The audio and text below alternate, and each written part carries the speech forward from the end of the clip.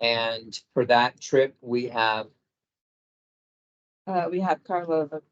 I sent you an email. Oh, you're not, okay. I had an RFP drop that is due that day. Okay, then we know we have Commissioner McGrath. We have Commissioner Garcia. We have Commissioner Verrill, and we have Chair Cruz. We also have both staff are going. And additionally, we have 8 Flagstaff artists that we're sponsoring. oh, nice. So very excited about that.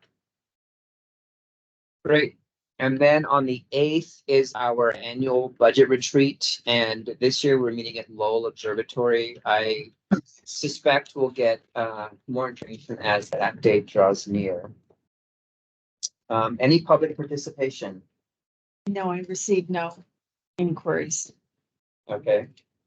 So moving forward to the September minutes, did everybody have an opportunity to read the September minutes? Is there any discussion? Any questions or comments about the September minutes? If there are none, then I'll entertain a motion to approve those as presented. Make a motion. Thank you, Carla.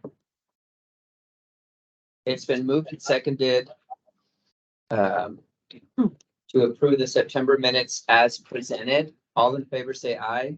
Aye. Aye. Anyone opposed? Anyone abstain? Thank you. The motion carries and the minutes are approved. Moving forward to announcements. Yes, I have, I just wanted to tell you that I know we do usually a quarterly update on the work plan. I am going to just be mailing that out because both this agenda and the November agenda are so very full. But it will be more of a bullet point about the progress that we made on each project. And then I will be happy to entertain questions from individual commissioners if they have. Thank you. Is there another staff announcement? Just that we request that, well, I did request that item H1 be taken before the action items, but that is, the presenter is our coordinator for initiatives, and she's not here. So if she's not present, we can't go forward with that one first. So we'll have to play it by ear when we get there.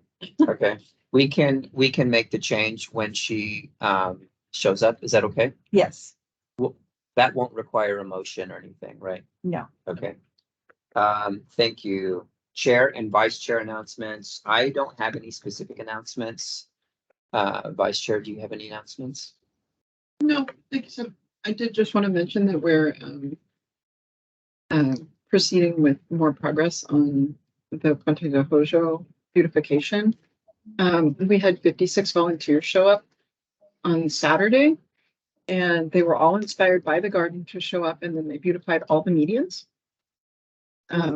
which was really amazing. And then also clean out some fire hazard stuff, and just generally it was a pretty incredible thing to see. And that really started with the BIA grant, and that momentum has really been incredible there, and to see people take personal responsibility and really start to feel like they're stewards of the school is pretty awesome. And we harvested Hopi tea and native corn and native beans this weekend, and had a lesson on how to use Hopi tea. Nice. Yeah, thank you for the pictures. Mhm. There had been time, I would have shared them. But it's really nice to see that momentum and what a BIA grant can do. Right. So That's wonderful. Thank you. thank you all for that. Are there announcements from other commissioners? I have a quick announcement. Please. Today is Indigenous Peoples Day. As many of you may or may not know, Theatricos has launched a weeknight movies, and tonight, in honor of Indigenous Peoples Day, we are showing Smoke Signals. Oh, nice. Awesome. Love that movie. Rose just joined. Rose. Rose just joined. Okay. Thank you, Chris. Any other announcements from commissioners that are online?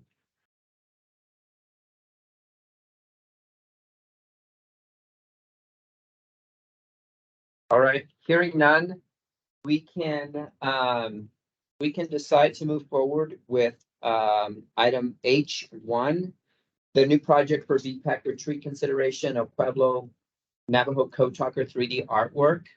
Rose, I know you just got here. Are you ready to go? Welcome, first and foremost.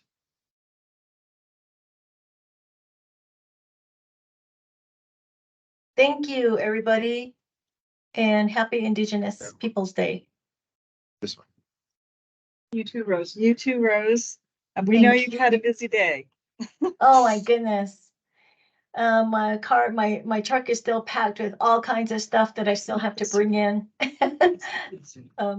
But yes, I'll do my best to get to at least talk about some of the information regarding this project. And so you maybe all know about the El Pueblo Hotel Motel down the road and the condition that it's been in for several years now, and how some of that has been hampered by COVID, the time with COVID. And so I think the owners are now so let me back up and introduce myself first. My name is Rose Tohe, and I am the coordinator for Indigenous initiatives with the city of Flagstaff.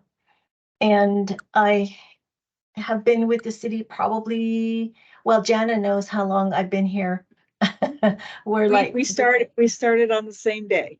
Yeah, we're like city birth sisters or something like that. Yes. So we're twins in that way, and we are. So since then, so that's how long I've been with the city, since 2020. And I really enjoy my work here, and I really enjoy having to work with the different commissions as well. And thank you for inviting me to your agenda. So back to the agenda item. And so El Pueblo Hotel, is it hotel or motel? Motel. It's a Motel. Yes. Rose, all the commissioners have the background document. They were sent that, so they do have that. Oh, great. That is very, very helpful. So you can tell with the information that's on there that there's a lot of work that needs to be done. Since the motel has been designated in some respect or another that it is a historic place, building, that's one of the things that need to happen, is to make sure that there's a declaration. And I know that Mark Rivas, our person with historic preservation, has been working with the owner to see if that designation has been done. And so I know there were a lot of different things that hindered things. And so I know that it was getting back on track. So based on that, we also came across the information that this is a motel that was used when the Navajo code talkers were being recruited from Navajo Nation, and that this motel is where they stayed, and that this is where they took a lot of time talking about the plans of what needed to happen with them as they went into the Marines. And I don't know everything about the history as far as that's concerned, but it is of very high interest to the Navajo Nation and the person who is in charge of working on projects dealing with the Navajo code talkers. We've been sort of touching. We missed him while he was in town, I think about a week or two ago, and he wanted to meet with us to discuss more about what it is, what his vision would be, or what his recommendations would be with this project. And so he really is wanting to be involved. And so that's where things are at right now. One of the things that we know for sure is that there's going to be like an interpretive wall, which will have information on the code talkers, what they've done. There's going to be information on the code itself, and then also what it is with the hotel, the history they had with the motel. And so that's all part of going to be, as far as I know, at least in the talking stages of this, that's going to be part of that wall. There's also going to be, we also talked about maybe having some sort of art that is going to be public art that's going to be part of this project. And I know that when I first came on board, well, backing up to when the Indigenous Circle of Flagstaff had those forums, those community forums, one of the things that we really wanted to address was visibility. And that's where the public art came in. And we wanted to have more public art that were inclusive of Indigenous people in this area.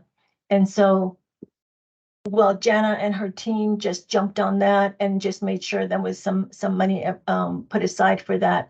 And with your blessings, the commission's blessings, that's some of the things that we're working with right now. So anyway, back to that period of time is when we also started talking about maybe having a Navajo code talker public art of some kind, whether it be a a big statue or some sort of something dealing with Navajo code talkers that we could utilize within our city, that we can put out there as public art, but also tells a story about what that means to our country, not just for this area, but for our country. So those are some talking points. And at that time, it was still a conversation when I first started working for the city. And now that this opportunity is sort of here with this historic building with the hotel and what it could mean to have more focus and highlight the Navajo Nation code talkers. That was where it's at right now. So just to give you a little bit of background on that. That's what I know. Now, as far as the historic preservation side, I know that Mark knows more about that. And unfortunately, he's traveling somewhere in Utah or something. And so I've tried calling him and texting him, but I think he's out of range for whatever reason. Yeah, we were Okay. expecting Mr. Rivers to be here today, but we can catch up with him before the BPAC retreat.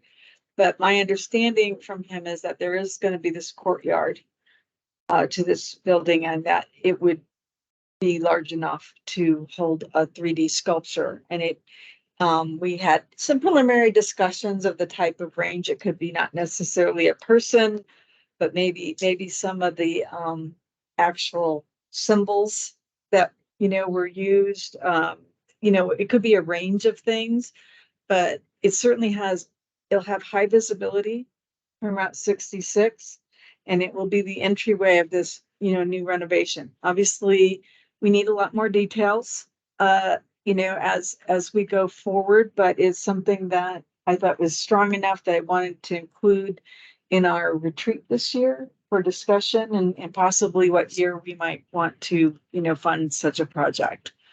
So and I know Mark had a few more visuals for us that he failed to share before he took off, about what that courtyard might look at, but I'll try to have them ready for the retreat.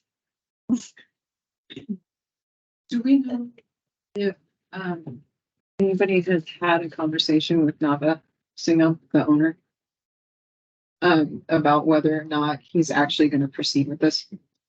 Mark has. But I would say that if the conversation is, are we going to add it to? I can speak to that. Can you? Dana. Yeah, I mean, community development is in regular communication with Nava and his consultant about the projects that they are working on for the site. The first priority, of course, was to get the site secured and to make sure that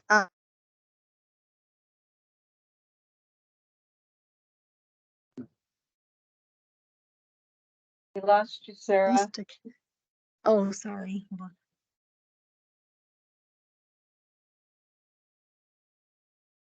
hear me? Now we can. Okay, great.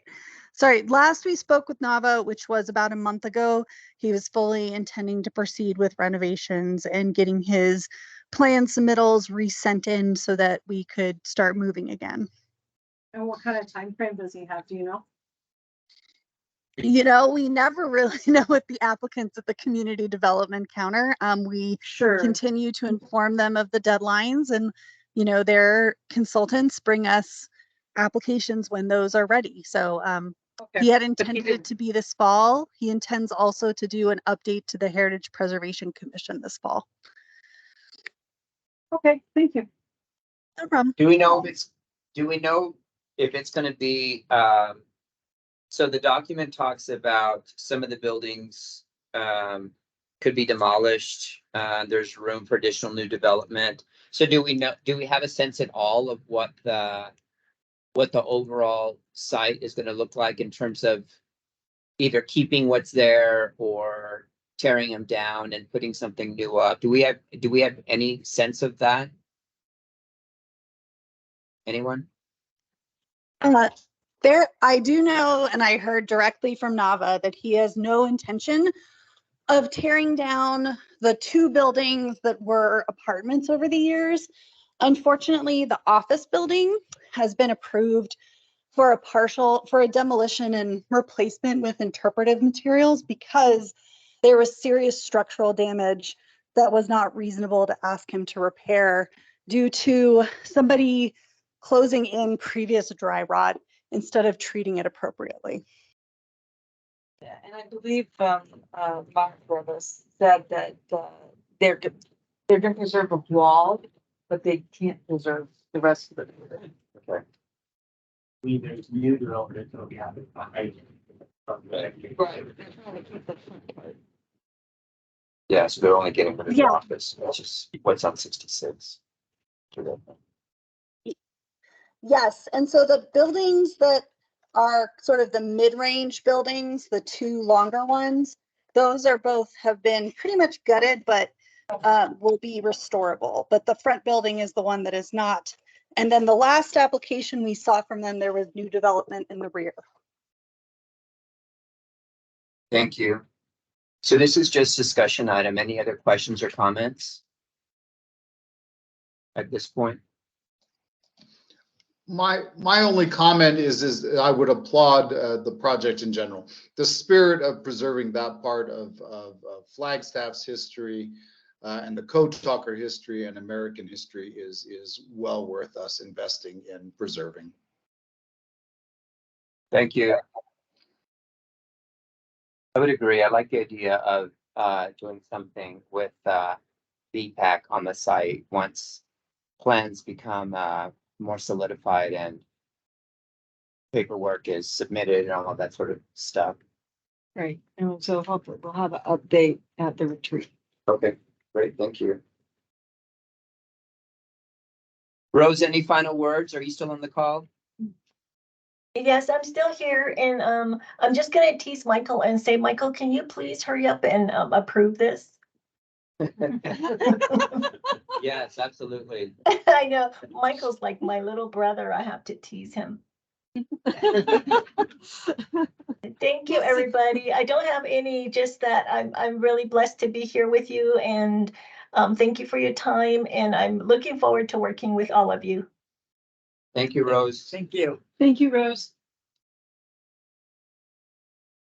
So now we're going to move back up to action item G1. And so presenting on this is Sarah Dector, our comprehensive and neighborhood planning manager. And Sarah, the PowerPoint is up. Great. Thank you, Craig, for sharing the PowerPoint today. So I am here to, and I very briefly, I mean, 3 slides, make a presentation about renewing or repeating the effort that was made in between 2012 and 2014 to create cover art for the Flagstaff Regional Plan. So in about 2012, BPAC approved funding and did a call for artists for a new cover for the Flagstaff Regional Plan. I think the second slide, if Craig can go to it, I can't, it's not the same screen Craig's sharing, so I'm not sure Yeah. which slide he's on. We're on the second slide, Sarah. Great. This painting was provided as the selected Those- art. Those of us online, by the way, aren't seeing your second slide. Yeah, we're still seeing action item G1. I mean, I have it all Gotcha. up separately, but Gotcha.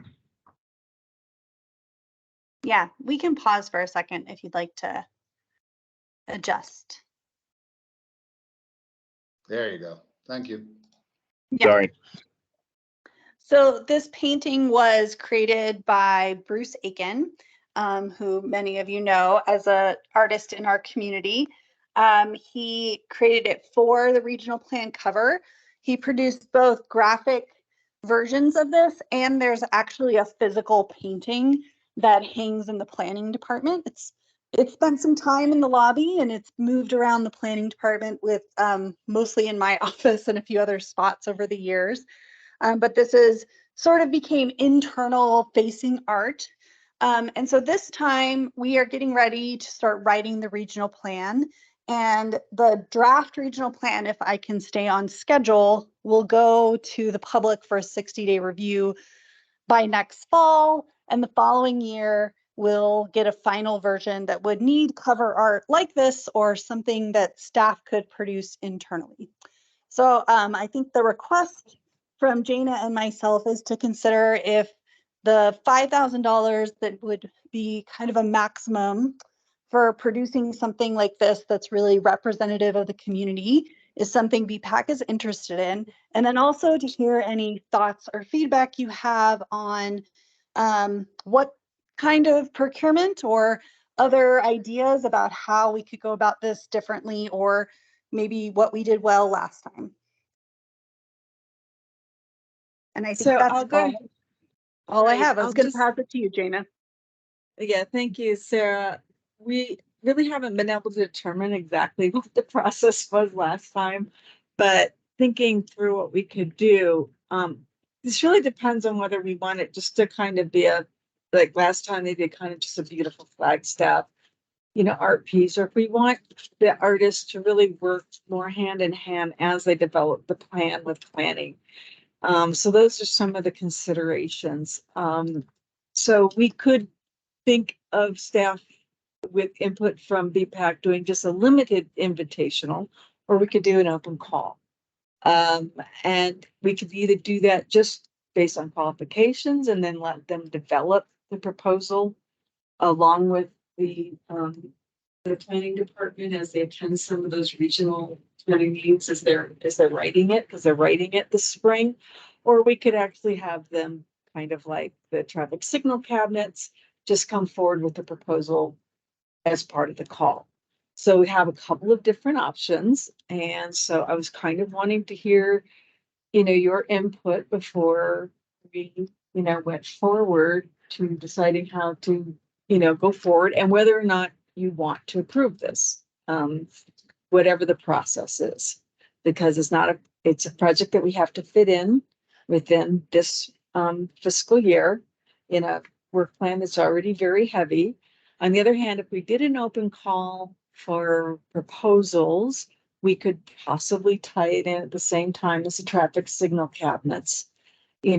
At least like it's kind of a two-dimensional art. There's a lot of relationship there with the kind of art that we're seeking. Although if we seek for them to go along with planning, it's a little bit different. But we could put it out at the same time so that we do all the outreach at the same time, so that we're not doing a whole separate plan. I know that Sarah and I have already discussed, who could be on the selection panel. She's got a committee. We would obviously ask for 2 BPAC members to be part of that selection panel. And then Sarah has people who've been working on the regional plan that she would draw from for the rest of the panel. So she would work with us. She would be an extra hand in helping with staff time. I have a clarifying question. So the options are to approve the Aiken painting or to go out? No, Or, okay, that was just a mock-up? The egg and plating was from the last regional plan. That's what we Okay, did in the past. okay. That's a piece Okay. of art It- that BPAC funded. I think we determined it was in like the 2012 BPAC budget or 2013 FY 2013. But it's and the art that is produced this time could be very different. We have been including art as a tool for engagement throughout this process. So we have all the materials that people left with us from the art boxes, which we've been using at events throughout the community to discuss the regional plan. And we have some other visual representations that have come from the public through our participatory process that could be shared with an artist that might be interested in producing this. We also will have some visualization from our scenario planning that could lead to something very futuristic as opposed to something that looks, like a painting in an art gallery. So there's a lot of opportunity for this to both be very interesting and inclusive, and also it can look very similar or very different. I think that's something staff is very open to hearing feedback on. I will remind BPAC that Sonia London Hall was the artist who created those art boxes. And so that was approved by BPAC, and it was a very successful tool. If you remember, I think it was a year ago, August, we had our own session here with one of the boxes. And so that's where all these visualizations, as Sarah has referred to, has come from. So you're asking for either a limited invitation or an open call. Is that what you're asking for specifically? No, what I'm asking for specifically for BPAC is to give input on what they see as a good process. It would, ultimately be for staff to decide Okay, with community develop with planning. But what I'm asking BPAC is to approve this as a project okay. for FY 23. Yeah.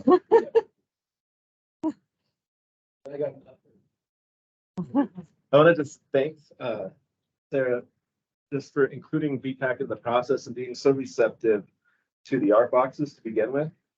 And to kind of nudge us in a direction by giving us an open mind of the possibilities of the art that's being created currently within the community, which gives me pause to think that having the more limited call might be better. But if it's going to add more to staff time, I think that the committee surrounding it could be the one that kind of steers the direction of the art.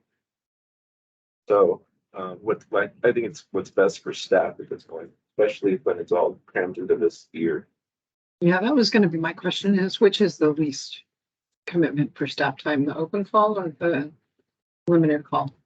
They each would have, And so, difficulty at different points of the process. And so that's why I think ultimately it has to be a staff decision with planning, just determining where they are in the spring with their actual planning process. And that's why I want your input and what your ideas are so that I can carry them forward. But I think that it's not as heavy of a lift because once the artist is chosen, it's minimal staff time. It's more like the traffic signal cabinets. It really is. and then are we doing an either or in terms of the funding and where the funding is going to go, or is this funding? We just need to approve it as a project for under $5,000. What? Sarah has her hand up. Yes, Sarah? I also wanted to point out, because Anthony, Commissioner Garcia did not, that he's actually going to be he's going to be serving on the regional plan committee as well, the one that's actually reviewing and writing reviewing the portions of the plan that we're writing and sending to them for feedback. So, I think I hate to volunteer you, Commissioner Garcia, but you seem a very good fit for maybe being on the selection committee for a project like this too. Just nudge, nudge. I was just hoping you were gonna ask me to recuse myself right now, Sarah, but thank you, but thank you. No, Please, absolutely not. You can weigh in. Commissioner Barrow, do you have a question or comment? Both. What's the budget? And I know on the proposal it says under 5,000, but that's a broad range. And that it just completely depends on whether or not we end up wanting an independent artwork in addition to the digital file. That's to be determined. I can't completely answer that for you, Commissioner Barrow, right now. If we, if it ends up being a separate painting that we're also purchasing, it's gonna be more than if it's just an art file that's handed over. So, first of all, I'm all in favor of some original art on this. I would be cost conscious. I know that budget constraints aren't necessarily our biggest constraints, but still, I think that we should be cost conscious about it. And as for whether it's a limited or open invitation, I'd say whichever. It's a small enough project that whichever is easiest and more efficient for staff would be a good idea. Thank you, Chris. Any other comments from folks online?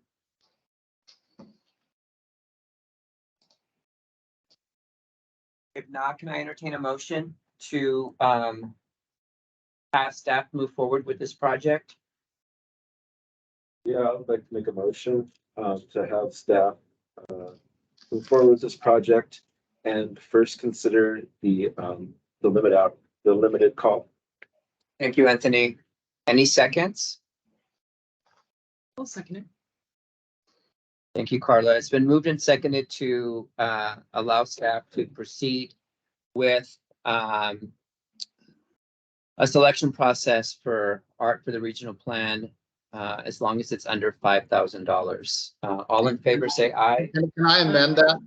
Can I amend that to add to Commissioner Garcia's proposal, a reminder to be cost conscious?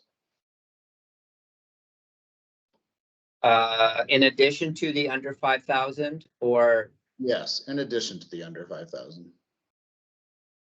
5,000 is a pretty penny for this kind of art.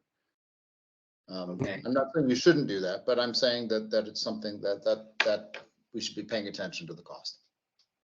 okay, Anthony, do you want to amend your motion? I don't remember which this one was. So just to approve the project for staff moving forward, as long as they're cost conscious.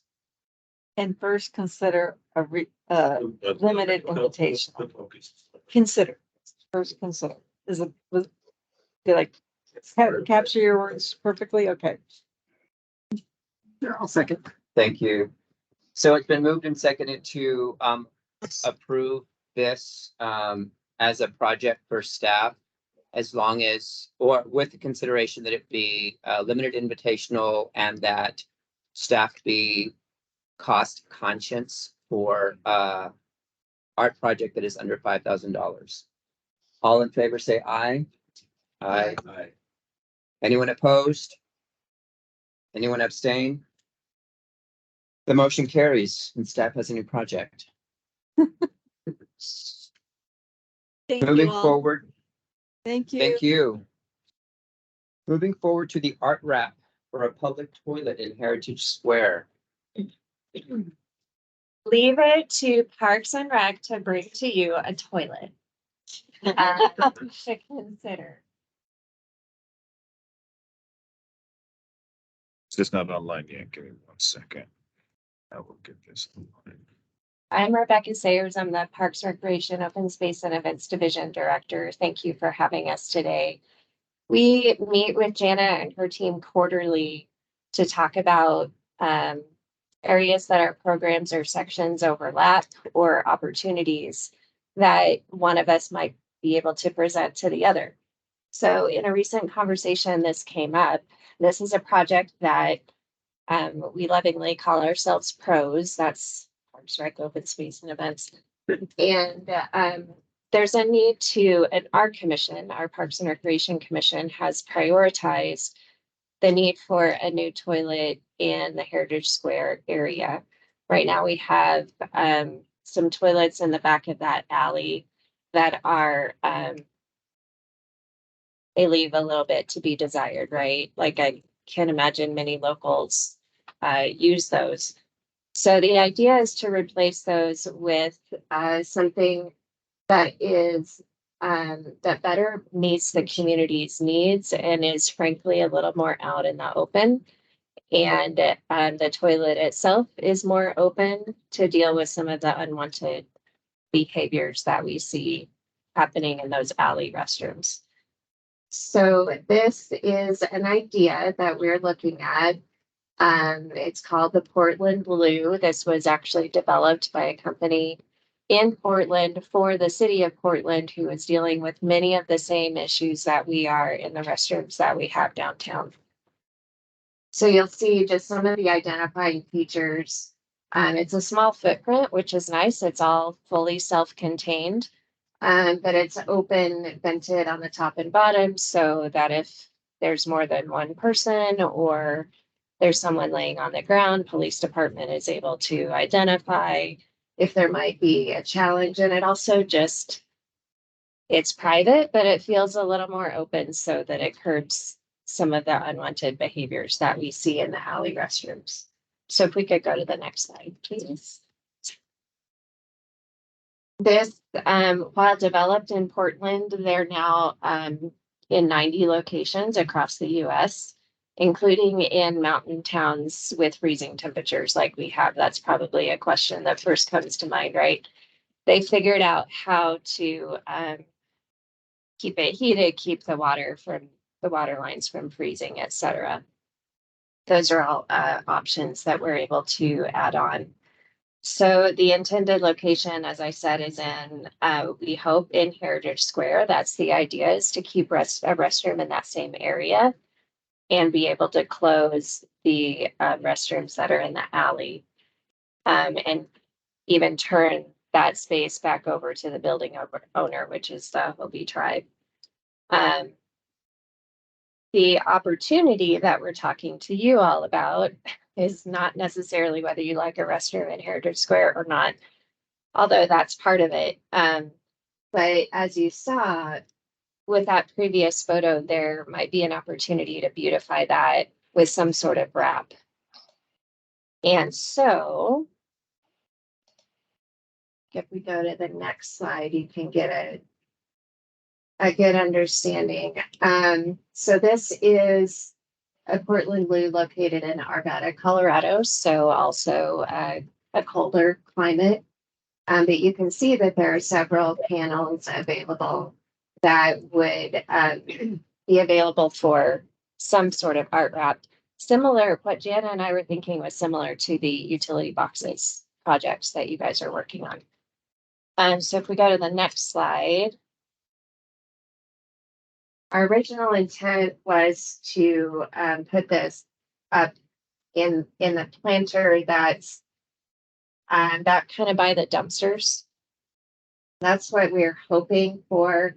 I did just get some information from Amy last week. She started going through our interdivision design, or our design review service, basically, internal city staff.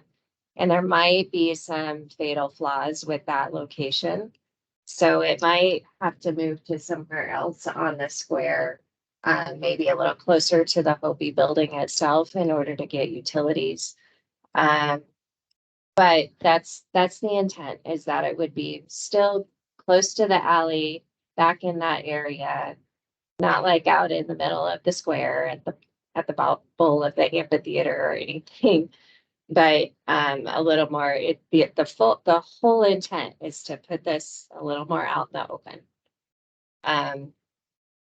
And so if you go to the next slide, here is an example where this one has been wrapped on the interior. We have that opportunity as well. And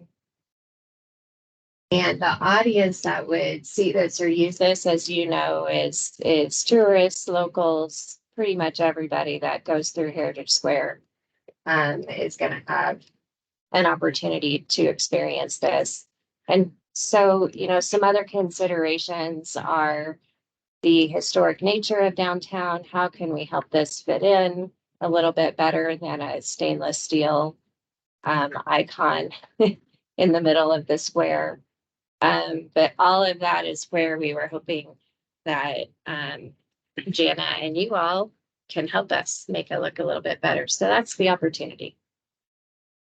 And in our quarterly meeting, I did discuss with pros that this would very easily just fit into the traffic signal cabinet call. It would just be an additional location. It is a little bit more of a, complicated piece, and that it's almost like a panorama on the outside and the inside. So we would probably have a larger artist fee than the other ones, but it would be, probably the same vendor. And it could easily go into the same call. An opportunity to have that new canvas style of canvas. The style canvas in the call. So yes, so this one it dovetails right in. So it's a little bit actually even easier in that way. We have there been examples of fully wrapped versions? Amy she's on vacation today. Amy Hagan is our assistant Parks and Rec director. And she's done a lot of the research on this. I'm guessing so, especially given that interior wrap. I don't see why it wouldn't, but I haven't seen one. We could certainly consult with the vendor that we've used and ask the vendor if he foresees any problems, because we did have a problem at the East Library with the bench wrap. It peeled off. So obviously, even if you approved it and, we found out that there was that problem, we would obviously abort. This seems like a very similar material. It's steel. That was a kind of a plastic bench, and so therefore it didn't stick very well. Yes. I just looked up the Portland Blue, and they actually advertise that it can be wrapped in vinyl to show artwork or advertisements, but you should always consult with your local laws. Googled it too, and the question that came up is, why is a Portland Blue so expensive? What were you gonna say? I'm sorry. Yeah, I know some sectors require they do the wrap because of warranty issues with the coming together. But I think the wrap's a great idea to make it blend into the square. I'd be really in favor of having it on the interior and exterior. I think having that patterning instead of blank material would just give it some longevity and over the wear it's going to get. I also think, I'm glad to see, the safety measures on it do seem really well thought through for public space and would be a great amenity to have a safe, accessible restroom in that area. So it's overall in favor of it. Yeah, Claire said. It's great. It's funny because those restrooms in the alley, they forgot to have the toilets for the downtown mile this year. So they didn't bring them until the parade. So there were hundreds of runners that were very nervous running around downtown looking for bathrooms, and I saw a lot of public space violation. And those poor bathrooms were. That's good to know for my events had.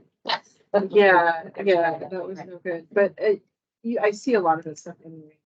It would be nice if there was an open and accessible. I don't think a lot of people know those alley bathrooms are there. If you're new to town or if you haven't been in Flagstaff for a long time, those are kind of a mystery. And they are, and then when you walk up to them, they're pretty bad. Yeah, I've lived here my whole life. I've never seen them. I don't know anything about them. I probably laid up next to one, but I've never been.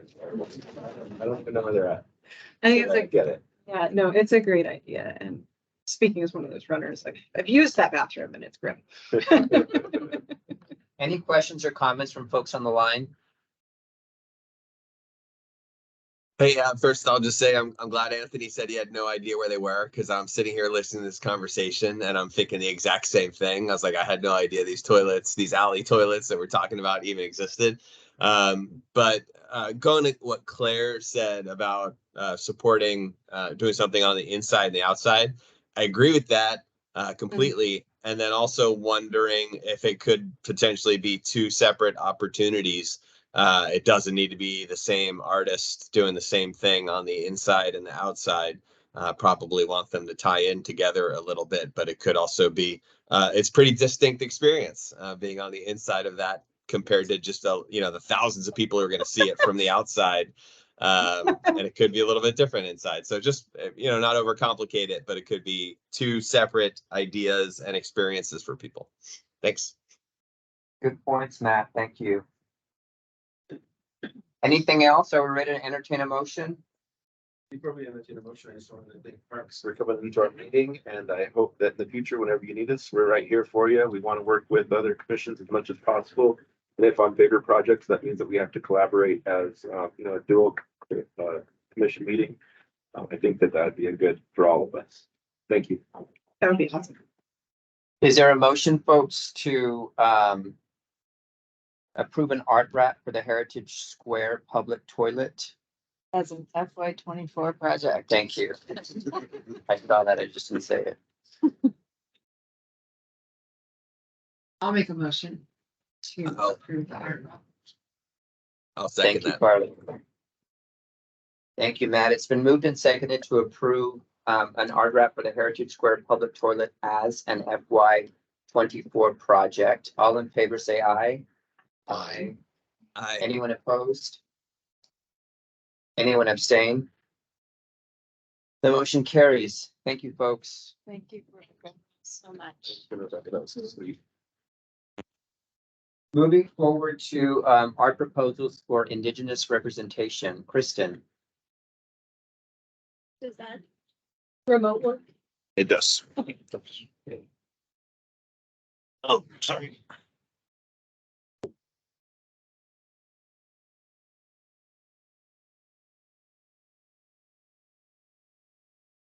You can stand up. Make it more comfortable. There's If you want to. Okay, so this afternoon I'm here to present the selection process for the Indigenous and Multicultural Representation Project, excuse me, as well as the 5 finalists and 2 alternates that were selected by our 10-member selection panel.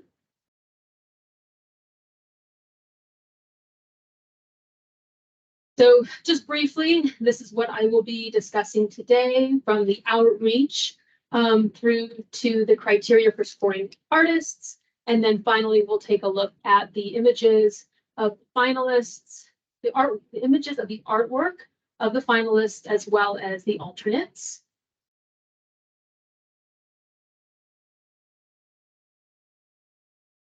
So this was a national call, but very much with a regional focus. And we received 14 proposals from 11 applicants. And we did a lot of targeted marketing to artists within the Colorado Plateau and the Southwest. But again, we took our marketing to California and to New York as well. So here is just a brief summary of what we did. We had targeted emails, we had social media features from our arts partners. We were featured in their weekly or monthly emails to their artists and constituents. And then we did some good old-fashioned guerrilla marketing as well by attending the Tuba City Flea Market and the Gallup Flea Market and passing out information as well as the call to participating vendors there. So here's a little bit about the Elizabeth Liz C. Archuleta County Park. This park has a history. It was one of Flagstaff's first sawmills. It attracted Indigenous, Mexican, African American, Swedish, and Polish families to work the mills. It is frequented by individuals and families of the nearby Coconino County Juvenile Court. and Coconino County Detention Facility. It is enjoyed by neighboring residents, NAU students, young professionals, residents who reside within the historic Southside community, and also visitors near and far who enjoy the recreational and environmental opportunities of the park. So there are 5 sculpture pedestals located along an art walk in this park. They are designated by the yellow circles on the image at the left. And then the middle and far right images are examples of what those sculpture pads look like. And we included all of this information in our call to artists. Again, this project has a vision. We are looking for proposals for large scale artworks for a temporary exhibition from May through October of next year. And these can be for existing or newly created artworks.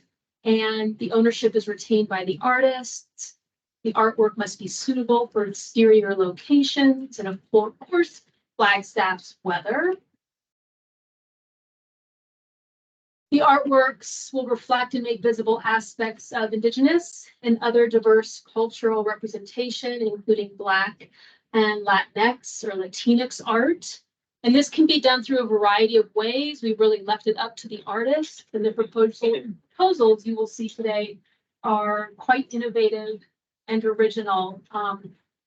They're fantastic, as you will see. And so we are hoping that this becomes, well, it will become an annual exhibition, but we're hoping that it really puts this park on the map in terms of public art. And it becomes an outdoor sculpture venue in Northern Arizona. So the maximum amount that each artist can receive for their proposal is $20,000. And this includes, this must cover all of their expenses. And the artists, as you will see, delineated their expenses in their respective proposals.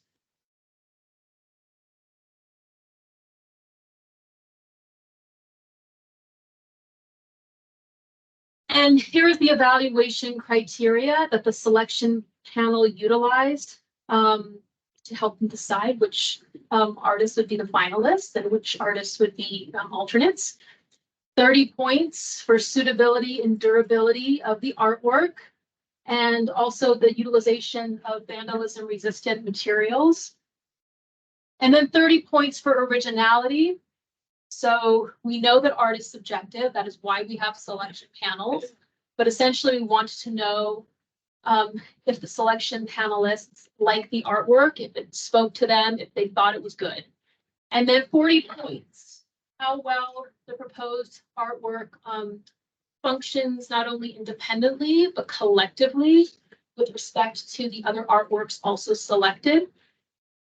And one more thing too, the artworks don't have to relate, but they do have to work together in space. I'm sorry. Okay. I have a quick question about this slide.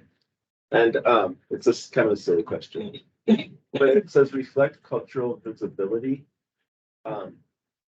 is there a better way to say that? Because I get a little confused by that. Or am I the only one? I could be the only one.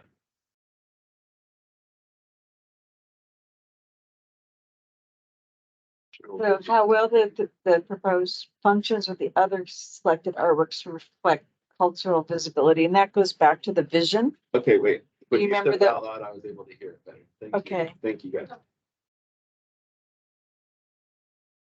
So again, we had 10 selection panelists. We wanted to make sure that there was representation from all of Flagstaff and Coconino counties committees and councils, and we did have that here.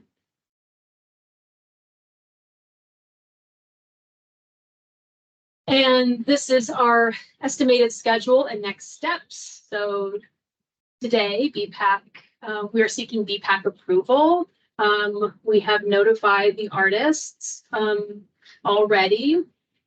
And then the next steps would be to go ahead and draft those contract offers.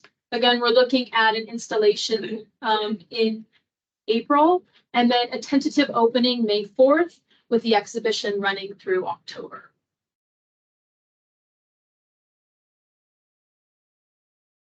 And here are our 5 finalists. And again, we'll be going through each of these in more detail and showing visuals for you as well.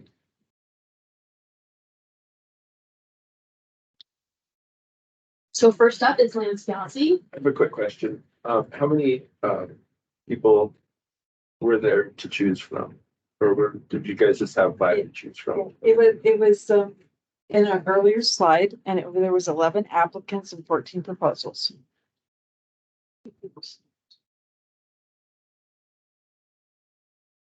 And so Lance is a Danette artist. He resides in Tuba City, and his proposal was for newly created artwork that represents the Navajo Tree of Life, but also would include some geometric patterning as well of storm clouds and rain.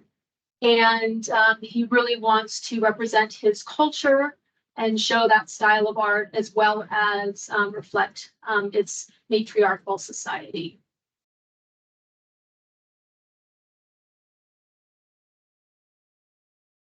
This is Lance's budget.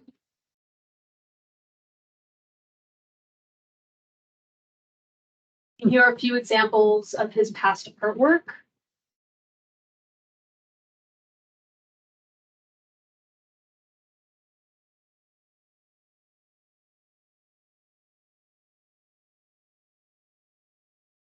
And this is a rendering of his proposed artwork. So again, it is the Tree of Life weaving in stone. It will stand approximately 6 feet tall and 3 feet wide. It is 1 foot in thickness, and it weighs almost 1 ton. And just to give you an idea, it'll be similar in shape to this sculpture here.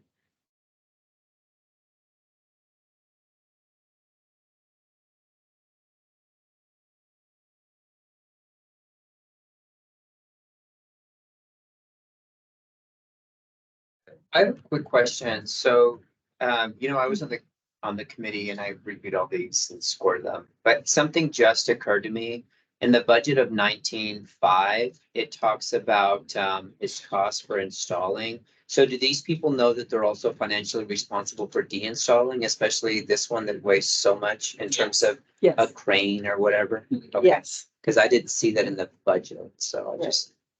yes, They they Okay, do know. Okay. They've been made aware. And hopefully they retain that, but And, yes. and in the contracting process, we'll be refining that scope of work. Okay. Next up is Olivario Balcells. And Olivario is a public artist. He resides in Phoenix. And so he actually has 2 artworks that have been recommended for this exhibition. The first is entitled Bluebird, and it features an image of a hummingbird, which in Mesoamerican culture is very important, and within his Mexican culture as well.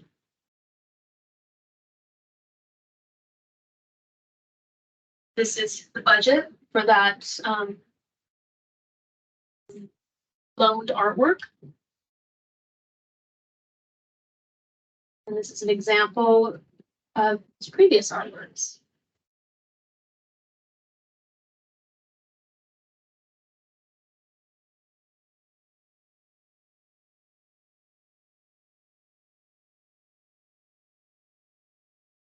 A little bit more information about Bluebird. It's 4 feet wide by 4.5 feet high, and it weighs approximately 180 pounds.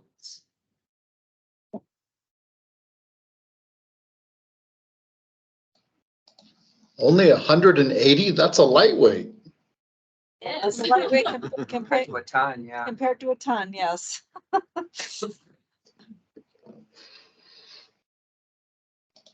Next up, we have Gideon Ianongo, and he is an artist originally from Zimbabwe, but he resides in Phoenix. He has two artworks, one which has been recommended for the exhibition and one that you'll see later that is an alternate piece. The first one here is entitled Reflection on the Past and the Future. This is Gideon's budget. Right. Second one didn't take it. Here is a little bit more information. It's 70 inches tall, 15 inches wide, and 8 inches in diameter, and it weighs 180 pounds, and it is hand carved opal stone.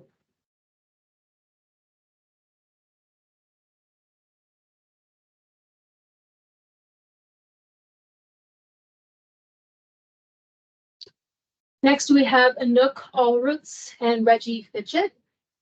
And Anouk and Reggie are local Flagstaff artists. Their proposal is entitled Goddesses, and it features 4 divine goddesses, each aligned with the cardinal directions. And there are 4 steel fabricated windows and in each of those windows, one of the goddesses will reside. So there will be east representation, west representation, north representation, and then south representation.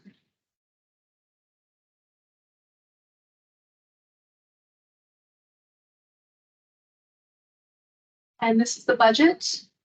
This is a very abbreviated budget. It was much more detailed in the proposal.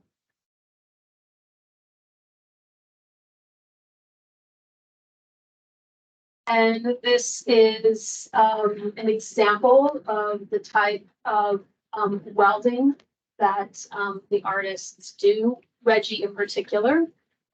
This is an example of that.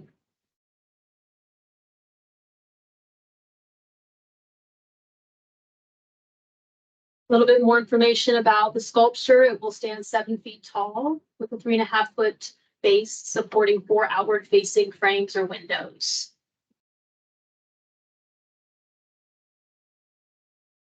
This is a bird's eye view of the piece itself. And again, the 4 windows along cardinal directions. And a little bit more detail in this rendering, you'll see each of the windows holding one of those goddesses.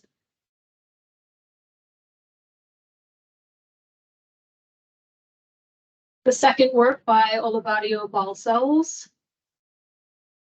This is actually for a newly created artwork. It will be called Eagle's Sun. And like hummingbirds, eagles are very important in both Mexican and Mesoamerican culture.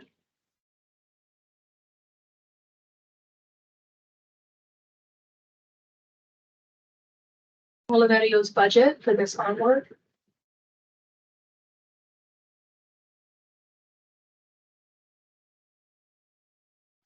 It'll be fabricated from aluminum and steel. It'll stand 6 feet in height, and it will be 6 feet wide. And this one will weigh 370 pounds. So here is a rendering or series of images of what the artwork will look like.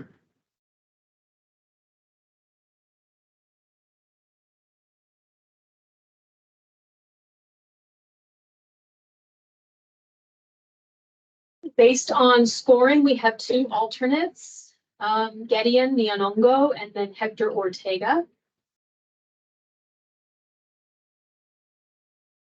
This is Gideon's second proposal. It is entitled At Peace with Life. And so this is also a proposal for a loaned artwork. This is his budget.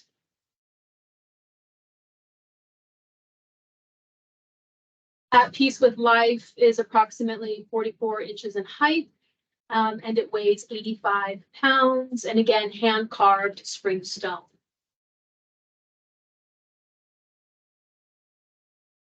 And here's an image of that sculpture.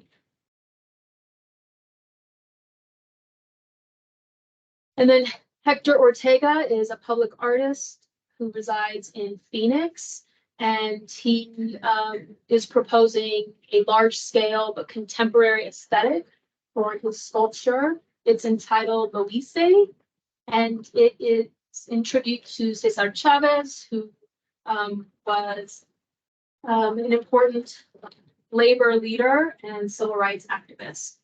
And he hopes that it inspires others to achieve their dreams. This is Hector's budget. And here are a few examples of his past artwork.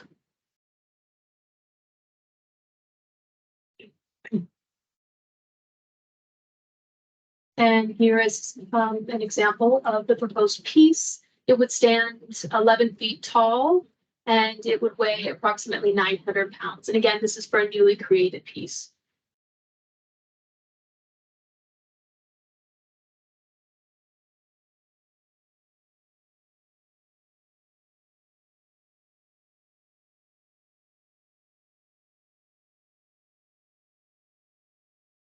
Questions or comments? I just wanted to make a quick comment to staff. I was really impressed with the reception of calls for this project and all the other ones. Seeing how much we used to struggle in the past of getting people to sign up for things. I think Eliza kind of laid the groundwork, but thanks to you, Jenna, I think that we're really, really seeing a nice amount of answers to the call, and I appreciate that. I was wondering, like, what is the cost benefit for the rental portion of it? Like, are we basically funding their creation of these projects, or are they much more expensive than just how much we're renting them for the short period of time? One more time, sorry. Why are we renting them rather than purchasing outright? Sort of. I understand why we're not, but I'm just wondering about the cost benefit. I'll go ahead. I mean, this was envisioned as a temporary exhibition. And it was a hope again of establishing, as said, this as a, this Flex actually becomes a place known for these types of art. So we, in order to attract, perhaps even having art galleries and art museums, bonus pieces is our hope also in the future. The budgets had to be reflective of that. So that's why we said you could create it for the space, but you own it. You can even, sell it later. You can show it, or it can be an existing piece, and hopefully it's an existing piece of, a level that is something that, everybody would want to have as part of an exhibition. So it really was, it had that idea in mind of getting even like art galleries representing some big name artists ultimately interested and involved in this endeavor, and really putting this park as a place that it gets known for this. So this is our first outreach, and I think we were very happy with the response. There was a couple of art galleries and stuff we'd hoped to capture that we didn't quite capture this time, but we will hopefully got them in the next round. And getting an international artist from Zimbabwe, it was kind of an important thing to try to do. Okay. And how did you come up with the metric? It was just a bit based on past experience. Cool. That's all I did. Then I was also wondering if we could pencil this into like the advertisement for our ads.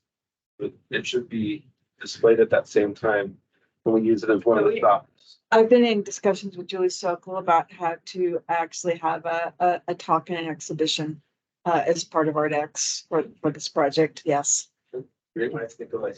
And Heidi has a comment. She said the last piece looks very similar to the piece at the airport. Just an observation. Yes. Yes, we know.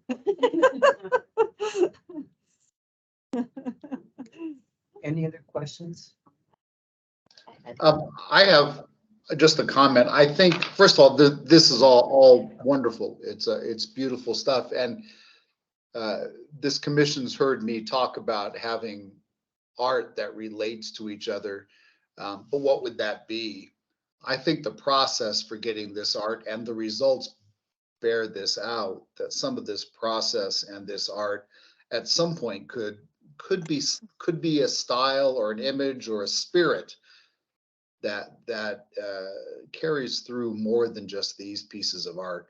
And maybe not these specific pieces, but I think there's a beginning of a process here for moving in that direction. Thank you, Chris. Claire? So I think I'm really excited by the pieces that were chosen, and I have one question. Since there was one artist that was selected twice, and both artworks are wonderful, but there was an artist that wouldn't have been repeated that was just 3 points less. So I was curious if there was any discussion about that on the selection committee, or maybe if there's a bigger picture about. Right. Yeah. Yeah, we, not knowing how many people would actually respond to this call, we did allow 2 proposals per person. We don't have to do that in the future, but we were very uncertain about the response we we're going to get. But as far as the number of points, that is a strict procurement process, and the highest scores prevail. So there could not be that further discussion. Okay. Commissioner Barrow has his hand up. My procurement officer is sitting right over here, and he likes my answer. Yeah. Chris, did you have something else to say? I do. First of all, let me say again how much I love not just this art, but the process that got us here. But I've got a little bit of a sensitive question, and I can't not ask it. How confident does the selection committee feel that the artists will be able to deliver on their proposals to a degree that will do the city proud? I think that's a answer, Chris, that we have to ask about any project that we hire an artist for, and that is why past past features were also included so that people could have an idea if they pulled off pieces of this size or portion in the past. And some of these are existing pieces, and therefore they could see that they were already done, and they could judge them for themselves. Actually, that's something we don't usually get to do. Selection panels don't get to see completed projects to choose from. But as far as things like the installation, and if they need assistance in installation or structural engineering, staff will work with them and provide additional support if they need it. Great answer to the question, Jenna, but he was also asking the selection panel too, right? I was just gonna say, this was definitely discussed, Chris, and there were certainly artists within the submittals that inspired less confidence as to their ability to deliver. And that certainly, I mean, for me, I know there was one particular piece that I felt just wouldn't be robust in the park and could potentially be damaged upon impact. And I felt that was an issue with that particular one. So if somebody decided to hit it with a rock or something like that, it could be destroyed. It seemed delicate to me, but and there were conversations about installation and how are we going to install these things, and how are we going to prevent children from being crushed by 1-ton sculptures. And those were all considerations. It's also one of the, and Chris, it's one of the criteria also, the materials and viability. I understand that, and I appreciate both your answers. Let me still try to be sensitive and be a little less opaque. I had occasion to deal with one of the artists selected. The proposal was selected. The execution was not well received. And that's the reason why I ask. So if you're all confident, I'm going to trust your judgment. I think with any amount of confidence, there's also that theory based where when you throw numbers into the equation, there's going to be X amount that doesn't pan out in the finish, regardless of the proposal I do trust these panelists in particular to use the best of their ability to kind of, kind of read between the lines at times. As BPAC commissioners, we tend to do a lot of jurying. And after a while, you kind of get it down to a science to where you can kind of just see what's going to work and what's not. But we do have that, I don't know what the percentage would be in theory, but we do have that percentage where it's not going to work all the time. I just hope it's not on this project. I'm with you, Chris. Good question. Thank you. Thank you, Chris. Any other comments from folks on the line? I had one more slide, but there we go.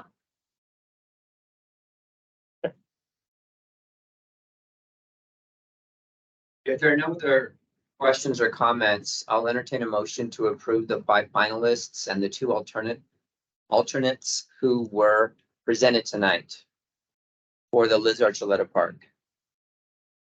Motion to approve. Is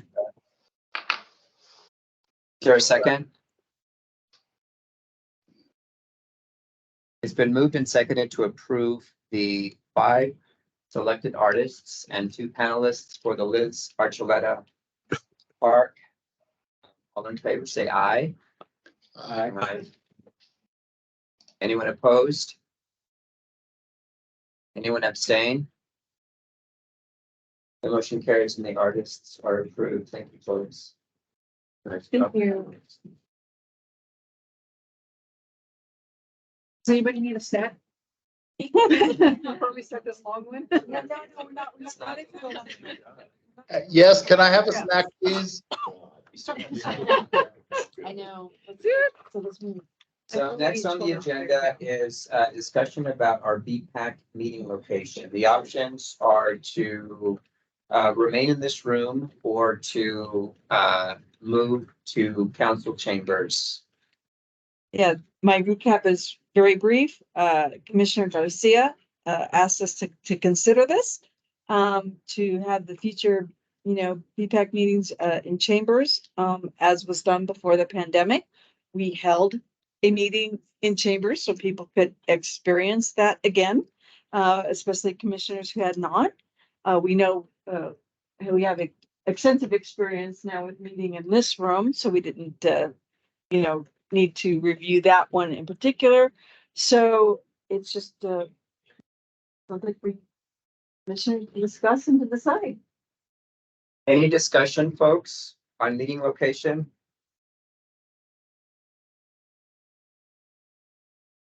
For some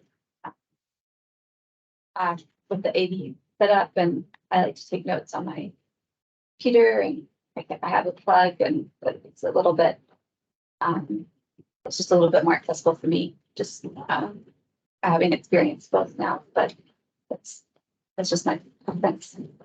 I'm typically coming here after 7 to 4 workday, and I would feel weird about having snacks all over the dais in the chambers. I think the discussion is nicer here, and we're able to be a little more collegial in this room. I don't know if you see how I'm sitting right now, but this is literally how I have to look around the meeting. And then when we have a discussion, like a presenter, and then their slide, and the thing, and then back over here. This isn't about me. This is about the public. So I watch about 20 to 24 different commission meetings per month. But I do at my other job. Don't tell them. And this little guy is spinning around to the point where you get motion sickness watching him. Now, in that room, for me, when I watch the meetings from planning and zoning, for instance, who consume that room, some of the other commission meetings, as well as the council, I watch those too from time to time. You're able to get a clear view of what's going on, and you're able to hear everybody. And here you can't, and you don't know what's going on the TV. Now, I understand there's the argument that the public doesn't care or whatever, but I wouldn't be here if it wasn't for public participation. And maybe you should keep the meetings in here just because of that reason only. I'm joking. But for the public consumption, and not only that, here it is nice to be able to sit a little bit closer, and I guess not have to worry about that public eye on you to discuss things. But it was so much quieter, that meeting that we had. We had deliberate conversations through that silence, through that quietness. And I would hope that, you know, moving forward, we would be able to continue having that deliberate conversation in that space that was created to have these type of focused conversations, even by the design, by the way that things, you know, the triangle of the matrix, the architects, they thought about this for these type of meetings. We do move tons of money around. We are an important commission. And around this table, I just have a hard time, like, I don't know, I kind of like it because I get to move around a lot. But really, to like look at what everybody's doing and then also looking at the screen and stuff like that, I feel like sometimes I feel a little confused by it all, but there it's all directly in front of you. And when you hit that mic, what they hear is what's coming onto that mic. They don't hear all this gibberish and papers flying around and then like side conversations. And because I noticed that in the other meetings too when I'm watching it. And it's hard, it's so hard to watch, first of all. The other meetings that are in this room, it's so hard. You can't keep up with it. But also when I have come to the other commission meetings to sit in, I feel really out of place as a public participant. There, I know where my place is. Here, I'm just kind of like on the side. I'm hoping they remember me. I'm standing, you know, at the other committee meetings that I've had in this room. And I think just for those reasons of public consumption and you know, what is being said on the mic, I like to have side conversations that aren't always picked up, you know, when I'm not pushing that button. Just like, I don't know, your hair looks nice today, Carla, or something like that. But it's something that doesn't need to be in this meeting with this poor little robot guy doing circles. I don't know if anybody's ever watched one of these meetings, but it's not conducive to anything you would want to continue to watch. And I hear what you're saying. I mean, personally, I have watched meetings with the owl and followed quite well. And I just want to state that I would never want to hold a meeting to deter public. I would definitely want them to come. So I just want to be transparent about that. But yeah, I certainly hear your perspective as well. For sure. And I agree with you that the public participation is important, but one of the things about planning and zoning is, I don't know if you guys have ever seen their homework. I mean, they've got so much pre-reading and so much work that they do prior. But I really feel like our approach in BPAC, because it is an artistic sort of methodology, like part of what we're doing in here is workshopping and having a conversation as a group. I found that part of BPAC to be pretty inhibited in the council chambers. I didn't feel like I could workshop something, you know, and it was harder to read fellow commissioners, harder to see, you know, what staff wanted, like in terms of like faces. And for me, it's that collegial approach is a part of what I think has made BPAC so strong over the last couple of years. And I worry that if we move into a P&Z format, that really what we're going to do is we're going to become more like regimented and maybe a little less able to flow and converse. And I worry about losing that in the beautification. And as far as the public participation goes, I mean, there's very little public participation in any of Flagstaff's commissions except for P&Z. Every once in a while, you'll see people show up for historic, but that's only because they've got a facade they want to grant for. But it's at the same time, I would like to welcome the public to come into a collegial conversation and see that it's this rather than, you know, people kind of. Do you remember the kids that showed up that wanted to do the Black Lives Matter stuff on Route 66? And they wanted to do the big graphic on Route 66. And the net result of that conversation was, guys, we don't own Route 66. That's ADOT, and they're never going to approve it, but we can't tell you that. We just have no jurisdiction there. But what really resulted was a really nice conversation with some youth participants where we talked a lot about how to get involved and how to get their art, you know, out to the people. And if they wanted to do a Black Lives Matter graphic, here were some ways that they could explore that. And I just don't think that's going to happen from the dais. I don't think that we're going to have a conversation where we foster the artists from the dais. Chris, did you have a comment?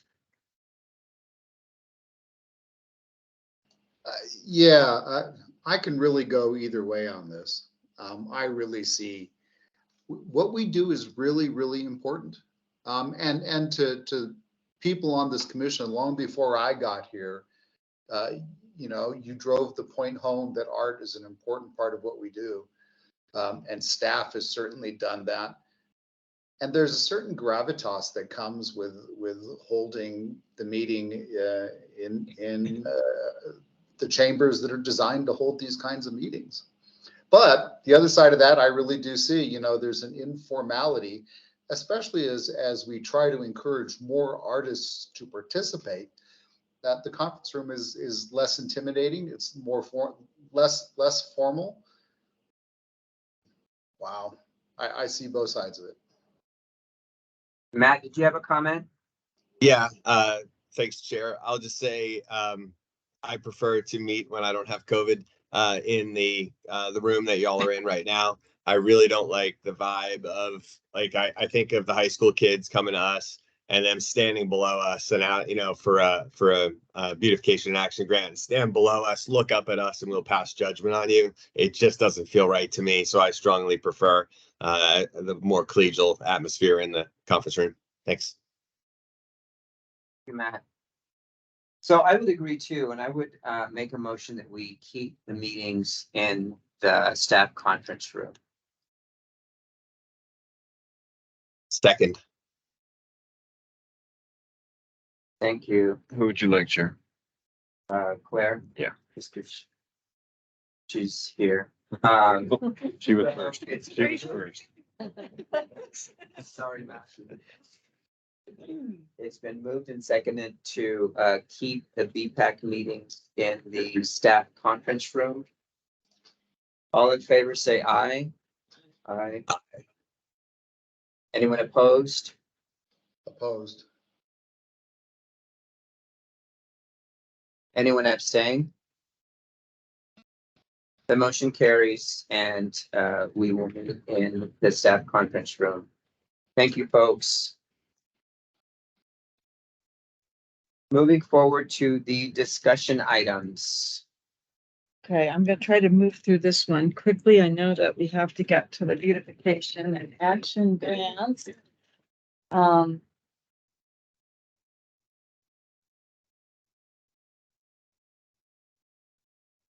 So I know it's been a little bit of a while since you've heard about the three-dimensional art project at the Murdoch Center.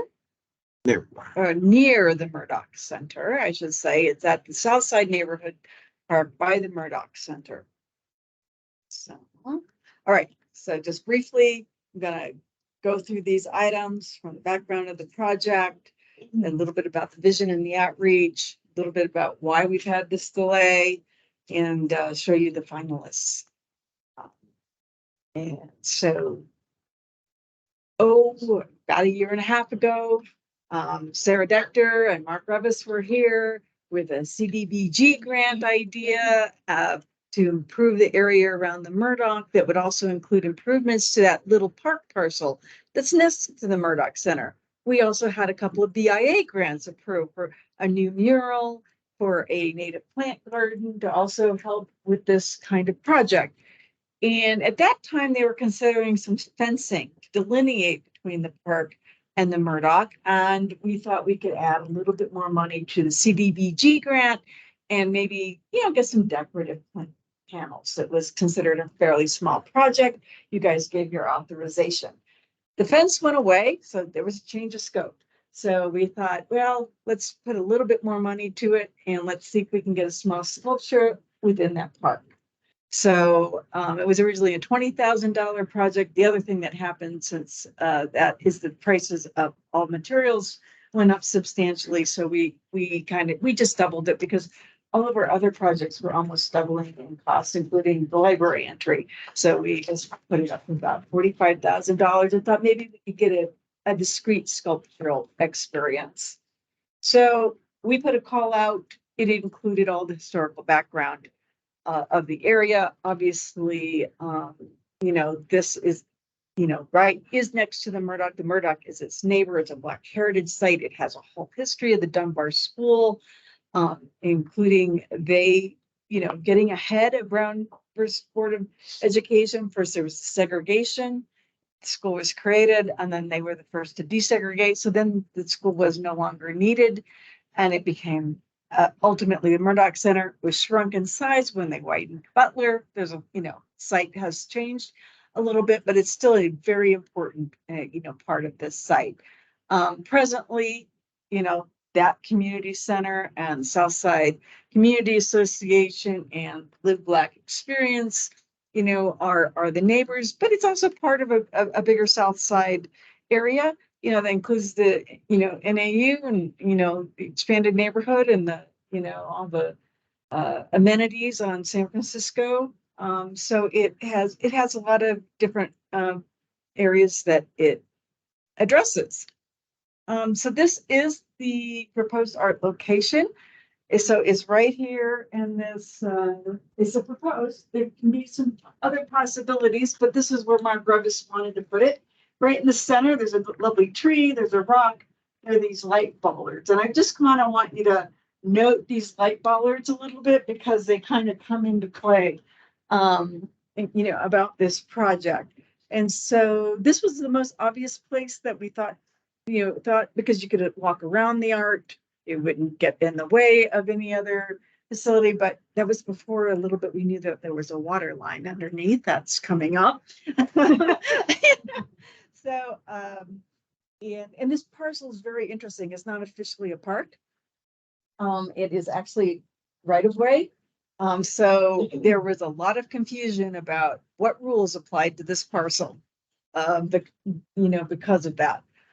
So as we got deeper and deeper into it, we ran into some issues, but it's still a viable art location. And this is just a little bit, what it might look like from Butler as you're driving by. If we had something, about 4 feet high, you might be able to see it. It wouldn't. There's no room for a monumental sculpture here. Most people want to save the tree if possible. And so that's how we're going. So the vision was, though it is a 3-dimensional art piece of a human or smaller scale, that's aspirational in its beauty and its content. It also, though, does need to take into the site that historical context, because as you could see, the mural on the Murdoch Center uses its backdrop from a lot of the point of views. So it cannot be a bad neighbor. It has to be, functional and incorporated in that. So we did a lot of outreach for this. We actually particularly did some outreach to Los Angeles to try to capture more African-American artists than reside in the immediate area, because we knew that would be important for the project.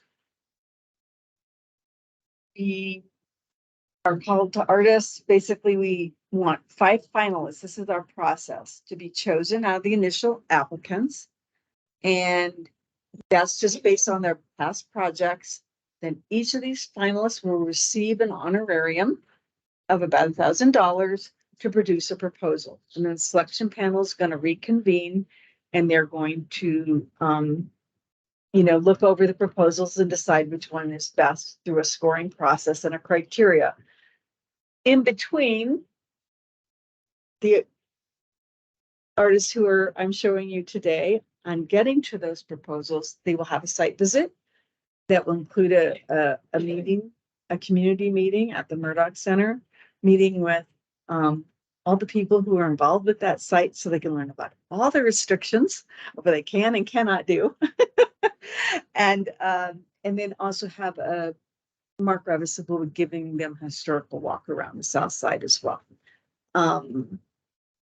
So this was the criteria, though. They were judged upon their past work. So there was no proposals, for this first phase. So again, we have the originality of their past work, how well their previous artwork complemented the site in which it was created to show that they had that ability. Also, to be able to deal with public issues, the sensitivity, because this is the South Side and there is sensitivities to this area. So we wanted artists to present that in their artist statements, how they, the expertise that they have. And then also, again, can they produce something that's highly durable, vandal resistant, and can stand up to Flagstaff's weather? So here are our selection panelists.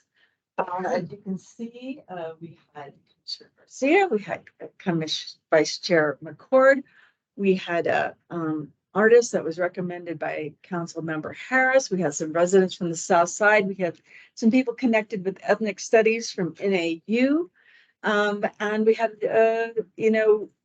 I first did ask actually Council Member Harris and Council Member House, even though that's unusual, but given the Murdoch, I extended that invitation. They declined. And so then we drew upon Dr. Carl Evans, who obviously is a known, she grew up on the South Side and she's a former mayor and she's associated with the Sunnyside Community Association. So we did have some intervening events that kept us from scoring this for a little while.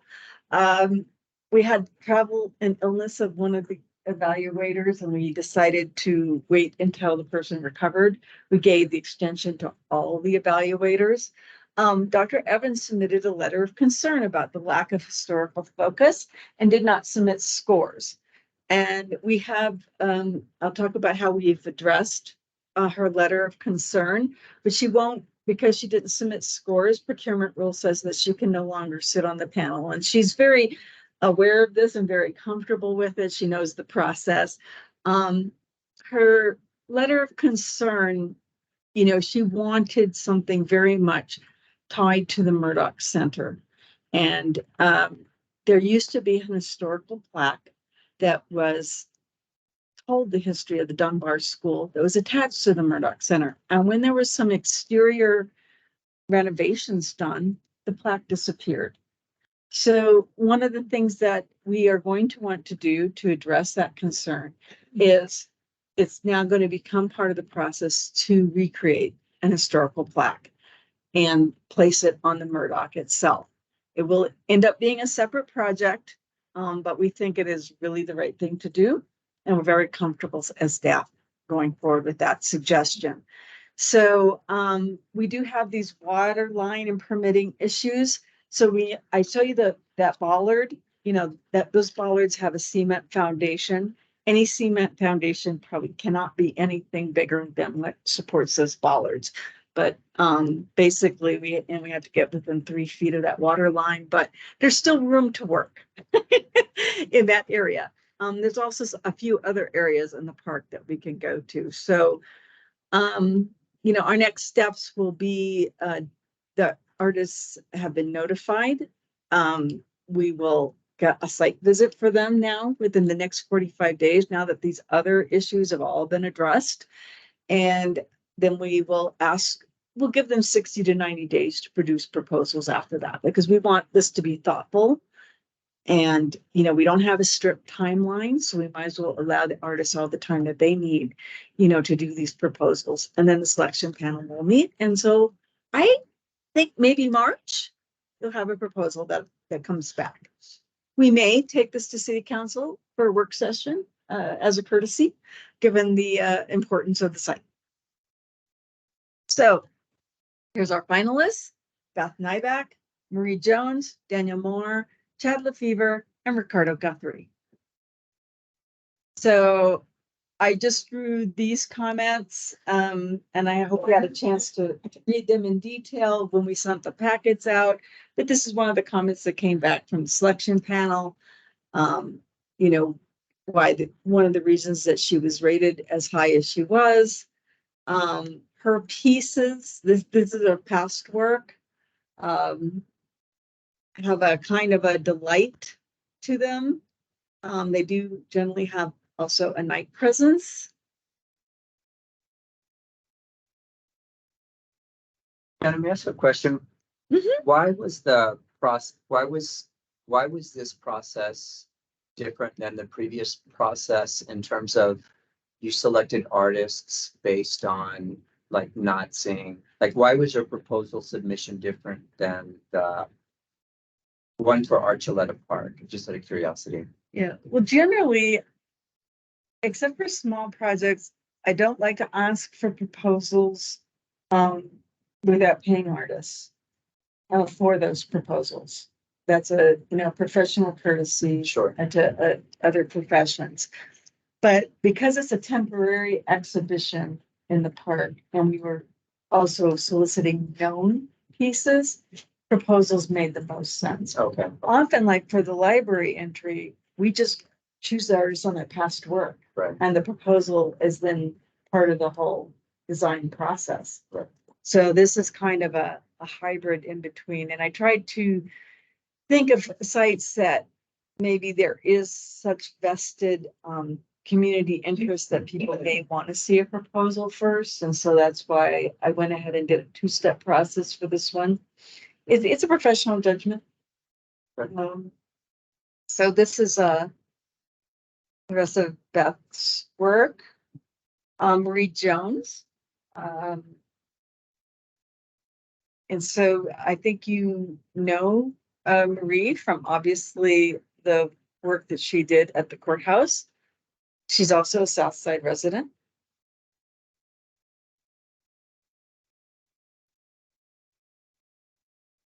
Marie's background has been in kind of text, art, and signage.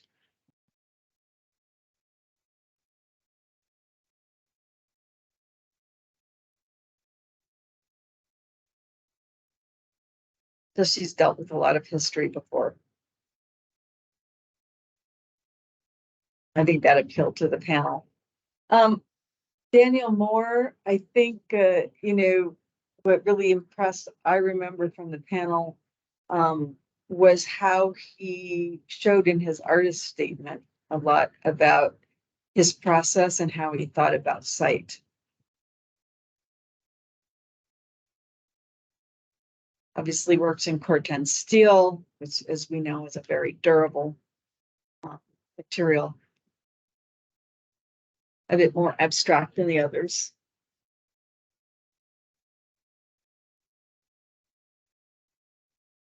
At times.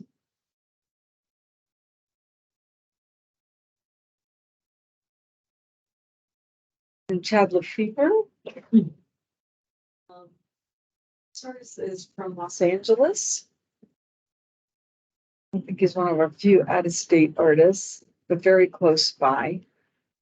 He has a particular aesthetic.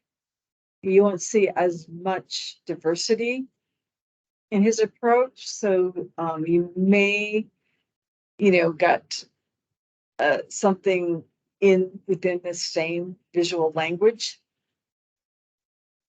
He also had a lot of working with community that I think impressed the panel.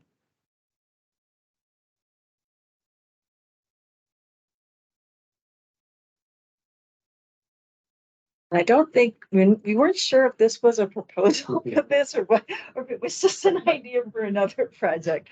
And then the last one is Ricardo Guthrie, who obviously has done murals on the Murdoch and has been on the Southside Community Association board for a number of years.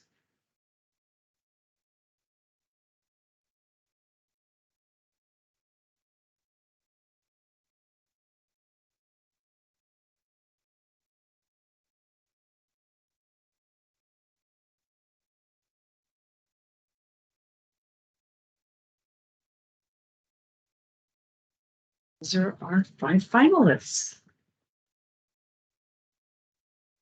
And our process going forward.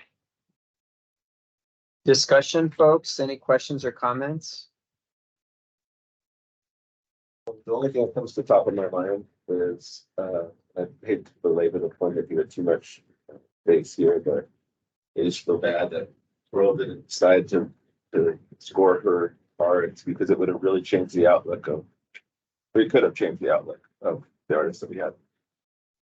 But besides that, I was part of the process. It was a good, it was a little bit of an interesting process because we were dealing with, you know, a very, very important cultural center for our South Side. And that's what made it interesting. And that's what's going to make the art that much more dynamic, in my opinion.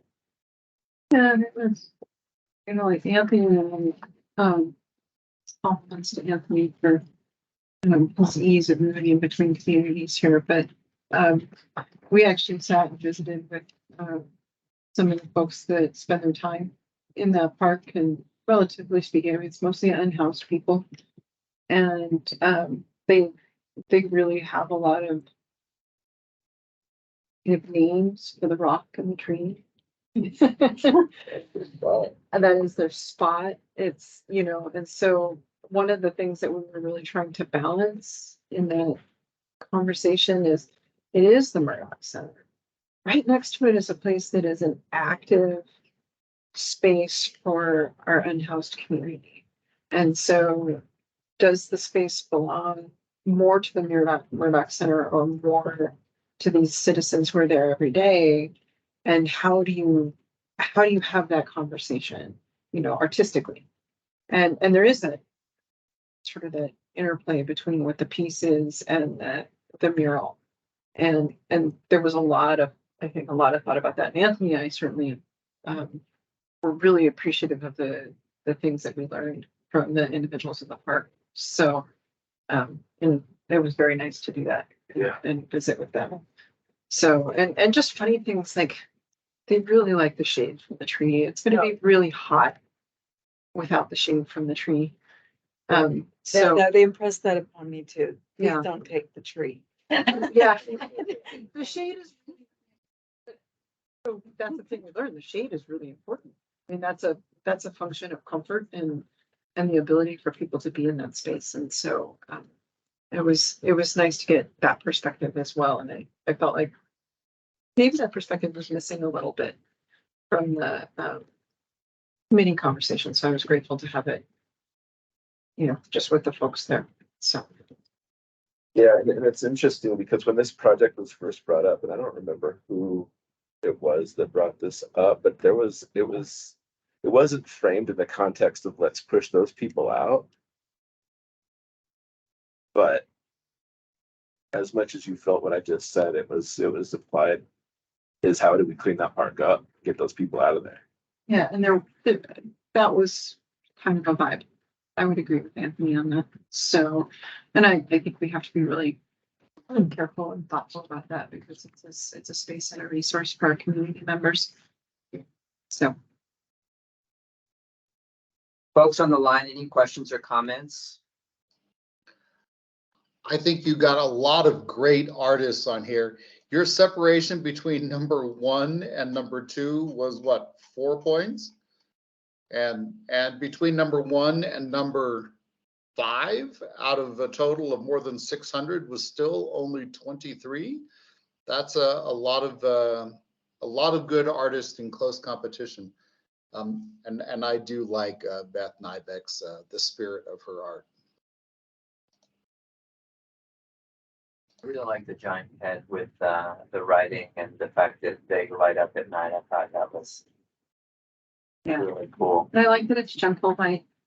You know, it could be made dark sky compliant. There's some really nice things there, and there was something too about a little bit of joy in her sculptures, and if anything, bringing a little joy to that space, I think would be appropriate. Yeah. And plus, if you can see it from the you know, Butler. But each of these artists will have a chance with their proposal that, yeah, it's all a new process once they produce the proposals and have the criteria. And so that's why I want to give them plenty of time, everyone plenty of time to produce the best proposal that they can. It's nice not to have a construction timeline, which to adhere to. And I was like, artists, you have to have this in 30 days. So do you have any comments? I think that's a really great selection of artists, and I'm excited to see put this together. Any other final comments before we move forward to the BIA grant applications? Hearing none, we can move forward. Hey, so tonight I am here to report questions and concerns from all of you with regard to the beautification and action grant applications, all 10 of them this year. Yay. Anyway, but it makes for a very long read. So thank you all for going through them. With that said, we're looking particularly for items that we want to let potential applicants know to prepare for their November presentation. So I don't have a PowerPoint this evening. I'm just going to go through the list as I sent it to you via email. And if you took notes and have them with you, great. If you need a little reminder, give you a little reminder. But again, it's just comments, concerns, and questions each of the applications. So first up, we have the Bushmaster Park Community Fruit Orchard. So this is, again, the objective is last time, we had people presenting, some of you had some, big questions, and we had to then bring the presenters back. We want to give them a chance to address your concerns up front. So if Question for staff. Are pros amenable to doing the maintenance and watering and all that stuff? Or did I miss that in the? That was my question for this one. They're in the budget, they have water hoses, but I didn't know if the water hoses were like ongoing or who was going to care for the trees on an ongoing basis. It would be Parks and Rec, I would think. So you would like that addressed in the presentation, although we do have somebody from Rose here who may, this group has been in contact with pros and it's already presented to the Parks and Rec Commission. Would you like me to address it? Yes. Yeah. So the site that they're looking at can be irrigated, so that does help us with like the watering schedule. We're not gonna be out there manually watering with hoses. I think that would be a requirement for us, is that it's irrigated. We are already looking to add trees to this park. And so this is kind of a win-win situation. This is a little bit of an experiment for us as well, having the orchard trees be part of the park. But the space identified was already identified as a community garden, so it's right. I have another question about, so when I was thinking, when I read this, I was thinking about the apple trees in our yard that, I think we have 4 that just litter the yard with apples and we have to go pick them up and do something with them. So if there's, 38 fruit trees, if there's that many trees that are bearing fruit in terms of harvesting, cleanup, sort of that, do we know what that work will look like? It's a javelina breeding. Okay. That was actually by one of the Parks and Recreation Commissioners, was because of the number of trees, what is that gonna look like? And so I had, so I have in my notes address harvesting in the November presentation. So do they have a plan for that? Maybe if there's some public programming that could go along with that. They referenced a little bit in the presentation about maybe working with community groups during harvest season, but that needs to be fleshed out in more detail so that all of you have the information you need to then prove the project or reject it. They could partner with shelter services or the food bank or something. I mean, it seems like something that could be easily addressed if it's. So. Okay, so we will have them we will communicate to them to address that in their presentation in November. Yeah, I actually grew up in the Pacific Northwest, so like 50% of the trees in the parks are cherry and apple trees. And everybody just busts out the cider presses in the parks. And it's kind of just a thing. I actually thought that was what he did at elementary school was. So I grew up and then you go down to watch salmon spawn and die. But anyway, yeah, no, I mean, there's so much community stuff you can do with it. You know, I did actually I lived in Dolores for a long time and we had Dolores, the valley there in town is just filled with orchard trees. And so a kind of a key component of fall is the giant piles of apple-filled bear poop that appear in your driveway. We are going to attract wildlife with this. And so I think just knowing that that's going to be a component, I think it's great to attract wildlife, actually. I think it's awesome, but we will see some, I think, some animals and things that are also very close to the trees. So it'd be cool. And the last question, oh, go ahead. No, I was just gonna say, any other questions or comments, so please. The last question I had, and I think it might just, I may be remiss, but I just overlooked it. Is there, like, in the placement of the trees, is there still gonna be plenty of space for like kite flying and things like that? Based on the diagram I thought. Yes. Yeah, the diagram's included. Yeah, I mean, Yeah, that's something. but I don't remember the diagram. That's the question I had. So you said yes, so I'm good with that. Thank you. And they're way quieter than pickleball. Question, I guess, well, we didn't receive the, and we just had to cut the proposal. I don't know. Oh, no. It's Yeah. like to see you in person, by the way. I might, I think it's coordinate, I might just follow up. Absolutely. But yeah, I'm not sure. I probably because I don't know if it's meeting. I would really want messaging. Okay, I'll check and make sure. And also, I mean, it was a pretty hefty file as well, so it might be hanging out. 52 pages. Yes. I can't Did you check your spam? Yeah. Okay. Okay, yeah, I'm sorry. And me being new on here, I didn't guess you out if I don't do it. Okay. But I wondered, do they include anything or consider anything for storage for their equipment? It's something that gets overlooked, that's can be really important in the community Okay. space. I don't think so. I'm pretty sure they did not, and I will add that. Okay. Thank you. That's important. I just tried sending it to you and it says unable to attach. I think it's because the file is so big. Okay. So I don't know if Yeah, no. Is it possible that just for this one that we send it to this Of course, yeah, yeah. email address? So we Yeah. it's my company address. Yeah, I had it. Okay. Yeah. Great. Any more questions or concerns? Okay, 9 more to go. Next one, Dark Sky Brewing. Chris. Never mind, keep going. I'll wait until to the right one. Okay. Dark Sky Brewing Beer Garden Mural.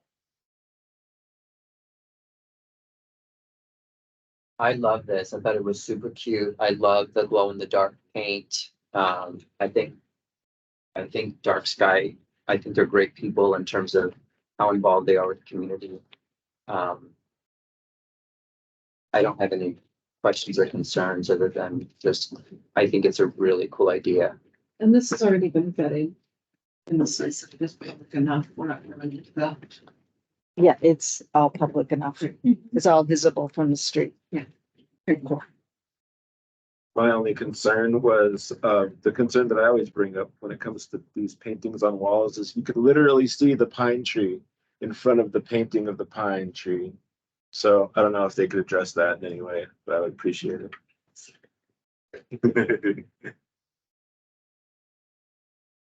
That's that, I thought it was great. Mhm. And if you wanted to reference, Sky Black's piece is right around the corner. That's like real art, in my opinion. Well, and one comment that I did let them know is that they have to identify the artist. I'm pretty sure based on the imagery that I know who the artist is. And she does work for them um, on their beer cans, but they need to make that, clear in their application. You. The NAU utility box wrap. So a pilot project for NAU wrapping one of their utility boxes that was it's previously painted, but the paint is wearing off. And, oh, go ahead. Yeah. Go Oh, ahead. and most likely, if you approve this, it would be provisional approval because they do have an artwork process. So it's highly unlikely that that artwork will be determined by November. And any other comments, concerns, questions? We obviously see the hand of former Commissioner Zecker in this application. I have in my notes, it said, we won't have final say in production because it's on the NAU campus, correct? What do you mean? I mean, it just seems like, with all the other reps, we get to have say because it's on city property, but this is on the NAU campus. And so all we're doing is approving the money to have this student. You can still request to review the art proposal just as if it was here. So you can either have the approach of just approving the process and letting them go forward with their process, or you can approve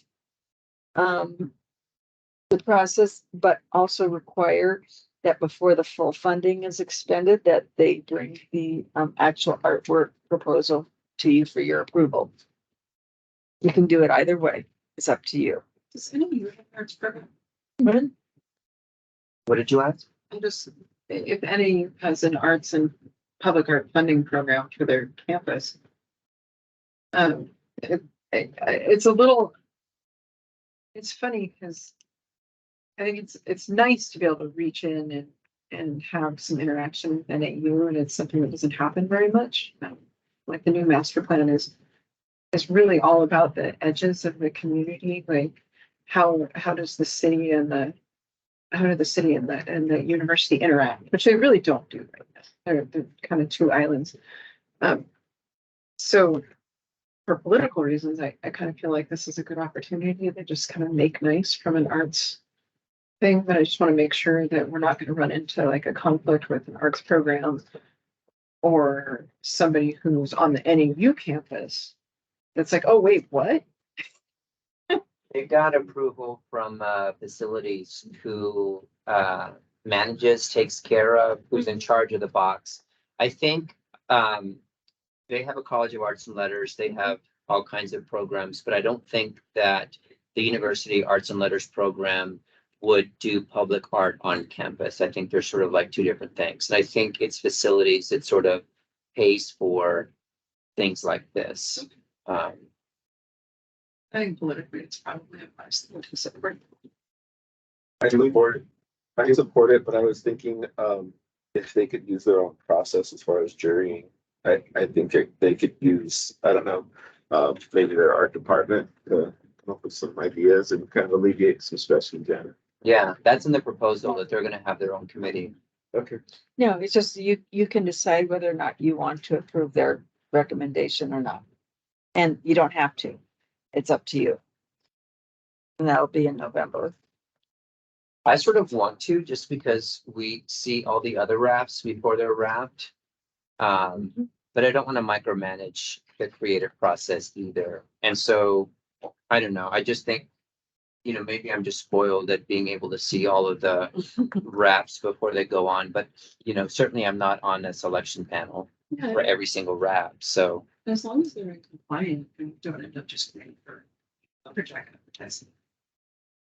Which we might if we don't get final approval. Which, I mean, that's the thing, is we may want to just get a review thing so that we don't end up with something like a previous sports mural that I feel like was pretty poorly executed.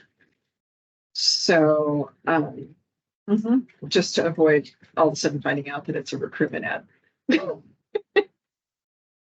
Well, then require a review, and I was looking at their budget, and there was like a certain amount we could expend so that they could do the prep work and all that, and then we can hold the rest of the money until the approval of the actual piece. But we're not, we don't need to vote on an approval because this is just a discussion item. Are we just gonna let them know that we want to approve the art or how do we? The purpose of today is for you to give us questions and concerns that we can give to the presenters, and the approvals are all in November. Okay. But we want any of your questions and concerns to be relayed to them before they present, so that we can have a cleaner process when we have our presenters here. So the approvals are in November. Okay. Chris? Any comments from folks online? Oh, not yet this one. The next one is the historic train rail bench by artist Randy Gray and team. And I do have on this, and I have told Randy this as well, the location needs to be determined and permission is needed for this submission. That was one of my comments. Yeah, so if they don't have a location and permission by the November meeting, it won't be presented. This was one too, where I wondered if we would be able to sort of look at the design. I mean, I saw the chessboard. And then, I saw the design for the bench. I don't know, it would just be nice to sort of see furniture that's created with train tracks. I would think we'd need to see that.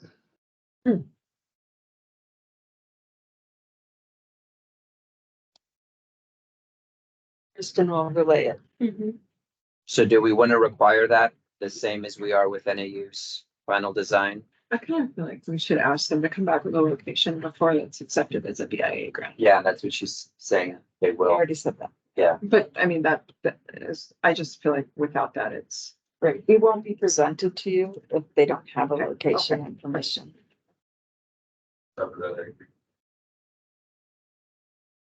Not sure if what you said. Oh, absolutely. Okay, moving on, we have the Wildflower Meadow Maze. Friends of Willow Bend Gardens, and this would be installed at the Willow Bend Environmental Education Center. I love this. My comments were cheap and engaging. And my question was, what about upkeep? I think this was only $850, right? Yeah, I think they were just asking for materials. Right. This was the one also I asked about upkeep. They've been a pretty good steward of all the land that they've come and received from us since like 2017. So I'm pretty sure that they have, I mean, I'm just judging off the past. They take care of it. Well, we could just have them present upkeep in their presentation. Yeah, I don't think that was included in the proposal. But I love the idea. I love the rendering of one of the mazes. Okay, the next one is the Flagstaff Family Food Center Community Garden. And then they're also proposing a mural in conjunction with FALA. Of course, we know that the mural artwork needs to be finalized and presented ideally in November, otherwise it would go to provisional approval. Are there any other questions that you would like answered for the November presentation? I said I thought it was a good idea. I like the community involvement, and they did a really good job in terms of using sources, community sources, in terms of donations of just all kinds of things to help with this project. I just had good feedback. I didn't have any questions. And just as an aside too, I'm asking all applicants to make sure to include images of the location. And if there's a particular wall or a garden area, we need photos of that as well to orient all of you to what is being proposed. And Chris and Matt, if you guys have something to say or ask, just jump in or raise your hand. I am looking at the screen and I know Craig is too. Next up is the Sunny Side Up Sunflowers in Bloom project. I related to Dr. Evans that they will need the name of the artist by presentation. And also we've asked for photos. They will also need to supply photos of the location, the proposed location. Without that, it would be a potential provisional approval, but it would not receive formal approval without finalized artwork. But I do know that they have a community process to create that sunflower mural. So we wouldn't be able to give final approval, even though it's a community, like, because part of her thing is that it is a community process. You guys can approve the process, or you can say a provisional. Oh, okay, but we could just approve it with the process. Yes, you could. The questions I had for this one were, there wasn't really much info in the proposal about the QR code process. So of course I was thinking about costs. And so my questions were like, who will record the information that's played with the QR code? Will it be free? When will it be? Where will it be stored? I don't know how hard drives and all of that stuff works, but I didn't see any information about like maintenance costs or. So those are good questions to make sure that she answers in her presentation. I actually worked with her a little bit on this to help her develop it. It's actually going to drive to a website, so the maintenance is pretty low. And that website would contain further art, further experiences, because the idea is it's supposed to be a physical piece that drives people to interact with the community. That's really what her goal is with it. And so she's wanting people to come into the piece, see this community involvement, and then go in and interact with the community. But So she's got to convey that. Is it an existing website? Or will it be a new website? I think it's going to be something new. She's got like her Sunnyside website, but I don't even think that's functional. So it would just be a new site. So Carla, how would you be able to convey the message to her that if you weren't in the room? Well, no, I mean, I think that's They Kristen. got that. Kristen's thing, because Like upkeep you of want the to be like a website? professional. She asked me for some advice on meeting some BIA things, because she had some stuff in the grant that wasn't appropriate in her first draft. Because it included marketing and stuff for the piece, and so that we can't pay for. But do you have any specific things to? Well, no, but I think just making sure that the She talks applicant about that stuff. conveys where it's gonna go and what's gonna be contained on the site is Yeah. important. Because websites have to be kept up, you're gonna have someone need to record the voiceover. Yeah. If links go down, there has to be maintenance. I mean, websites are a pain. I think her intention is for it to be hosted by the Southside Community Association. Which has been around for like a decade or two, I think. Yeah, so I think that we need to let her answer in the presentation, but we need to let her know the concerns. Right. So that. Because it's not appropriate for me to answer those questions for her. Okay, Mhm. next up is the Little Free Library Sunnyside. And then just real quick, a few updates. Stephanie Washington has received 4 approvals for site locations: Hope Cottage, Hal Jensen Recreation Center, Family Food Service, and then the corner of her property, which is quite large. She's on the corner of First and is it Felice? And that's an update from Stephanie. Right, I was gonna say, location approvals were missing. Yes. So that was a thing. I know that, Kristen, you also questioned whether she was just going to paint them yellow or whether she was gonna include artwork on them, and what was the response to that? Correct. I had asked her if she would be interested in seeking an artist to create some original artwork for the little libraries. She was resistant to that. She said she would keep it in mind, but she really wanted to paint them bright yellow and have them located in and around Sunnyside. Chris, you have something to say? Yeah, this is the one I have the question on, and the question's simple. These things are the most cute, adorable things you'd ever see in a city, but my question is, how often are they actually used? I used them. I use them. I walk Huh? around, I put in books and take out books all the time, so Okay. you're asking the wrong person, Chris. The ones in my neighborhood, they change all the time.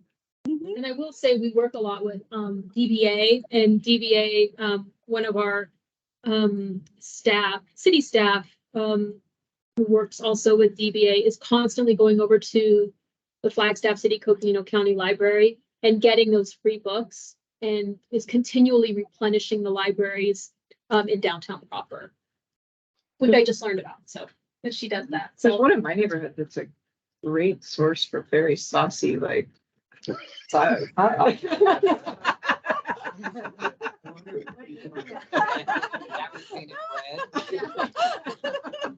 Somebody's got a Harlequin. We'll paint that one neon purple.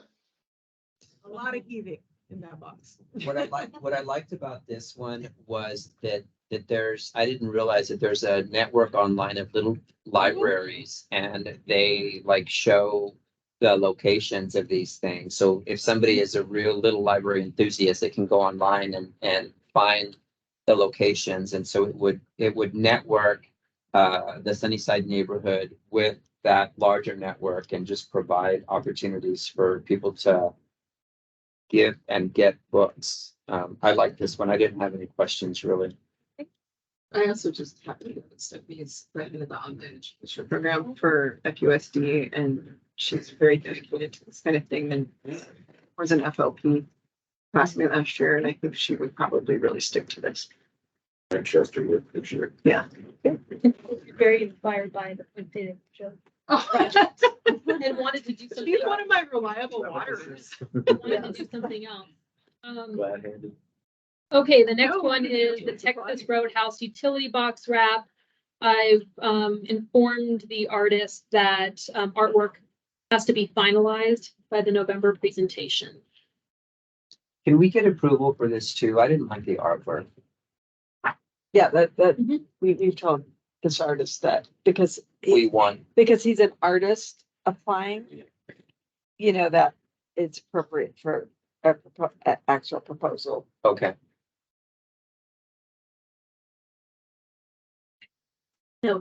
Folks online, any questions or comments?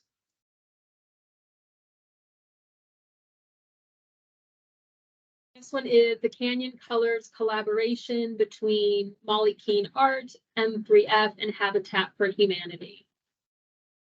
That is for the large mural, also in Sunnyside. Love all these Sunnyside projects. Yeah, I just said yes for this. I don't have any questions or comments. Yeah, I like it. Yeah. They already have specific proposals, so Field period, I'll look at it then. okay, no questions for them? Okay, I'll just let them present. Thank you. So moving forward, our to from items. City staff. None. Fair crews, none, other than I'm looking forward to Tucson. Thank you, and Phoenix. Thank you, staff, for putting that together. I'm sure that will be a neat opportunity to interact with our arts people to the south. City council liaison.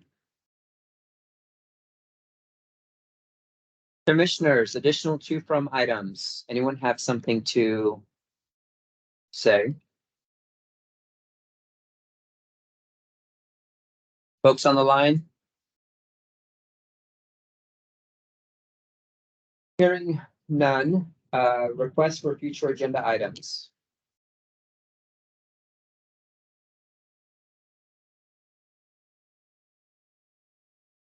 Hearing none, date and time for our next meeting is Monday, November 13th at 4 p.m. In the staff conference room on the second floor of City Hall. And I will adjourn the meeting at 6:20. Thank you, everybody. Yeah, thank you for hanging in. I know it was a big agenda today. It was a long one. Through it. It was a long. but we Matt, I got- hope you feel better soon. Yeah. You want to know the location of the Harlequin?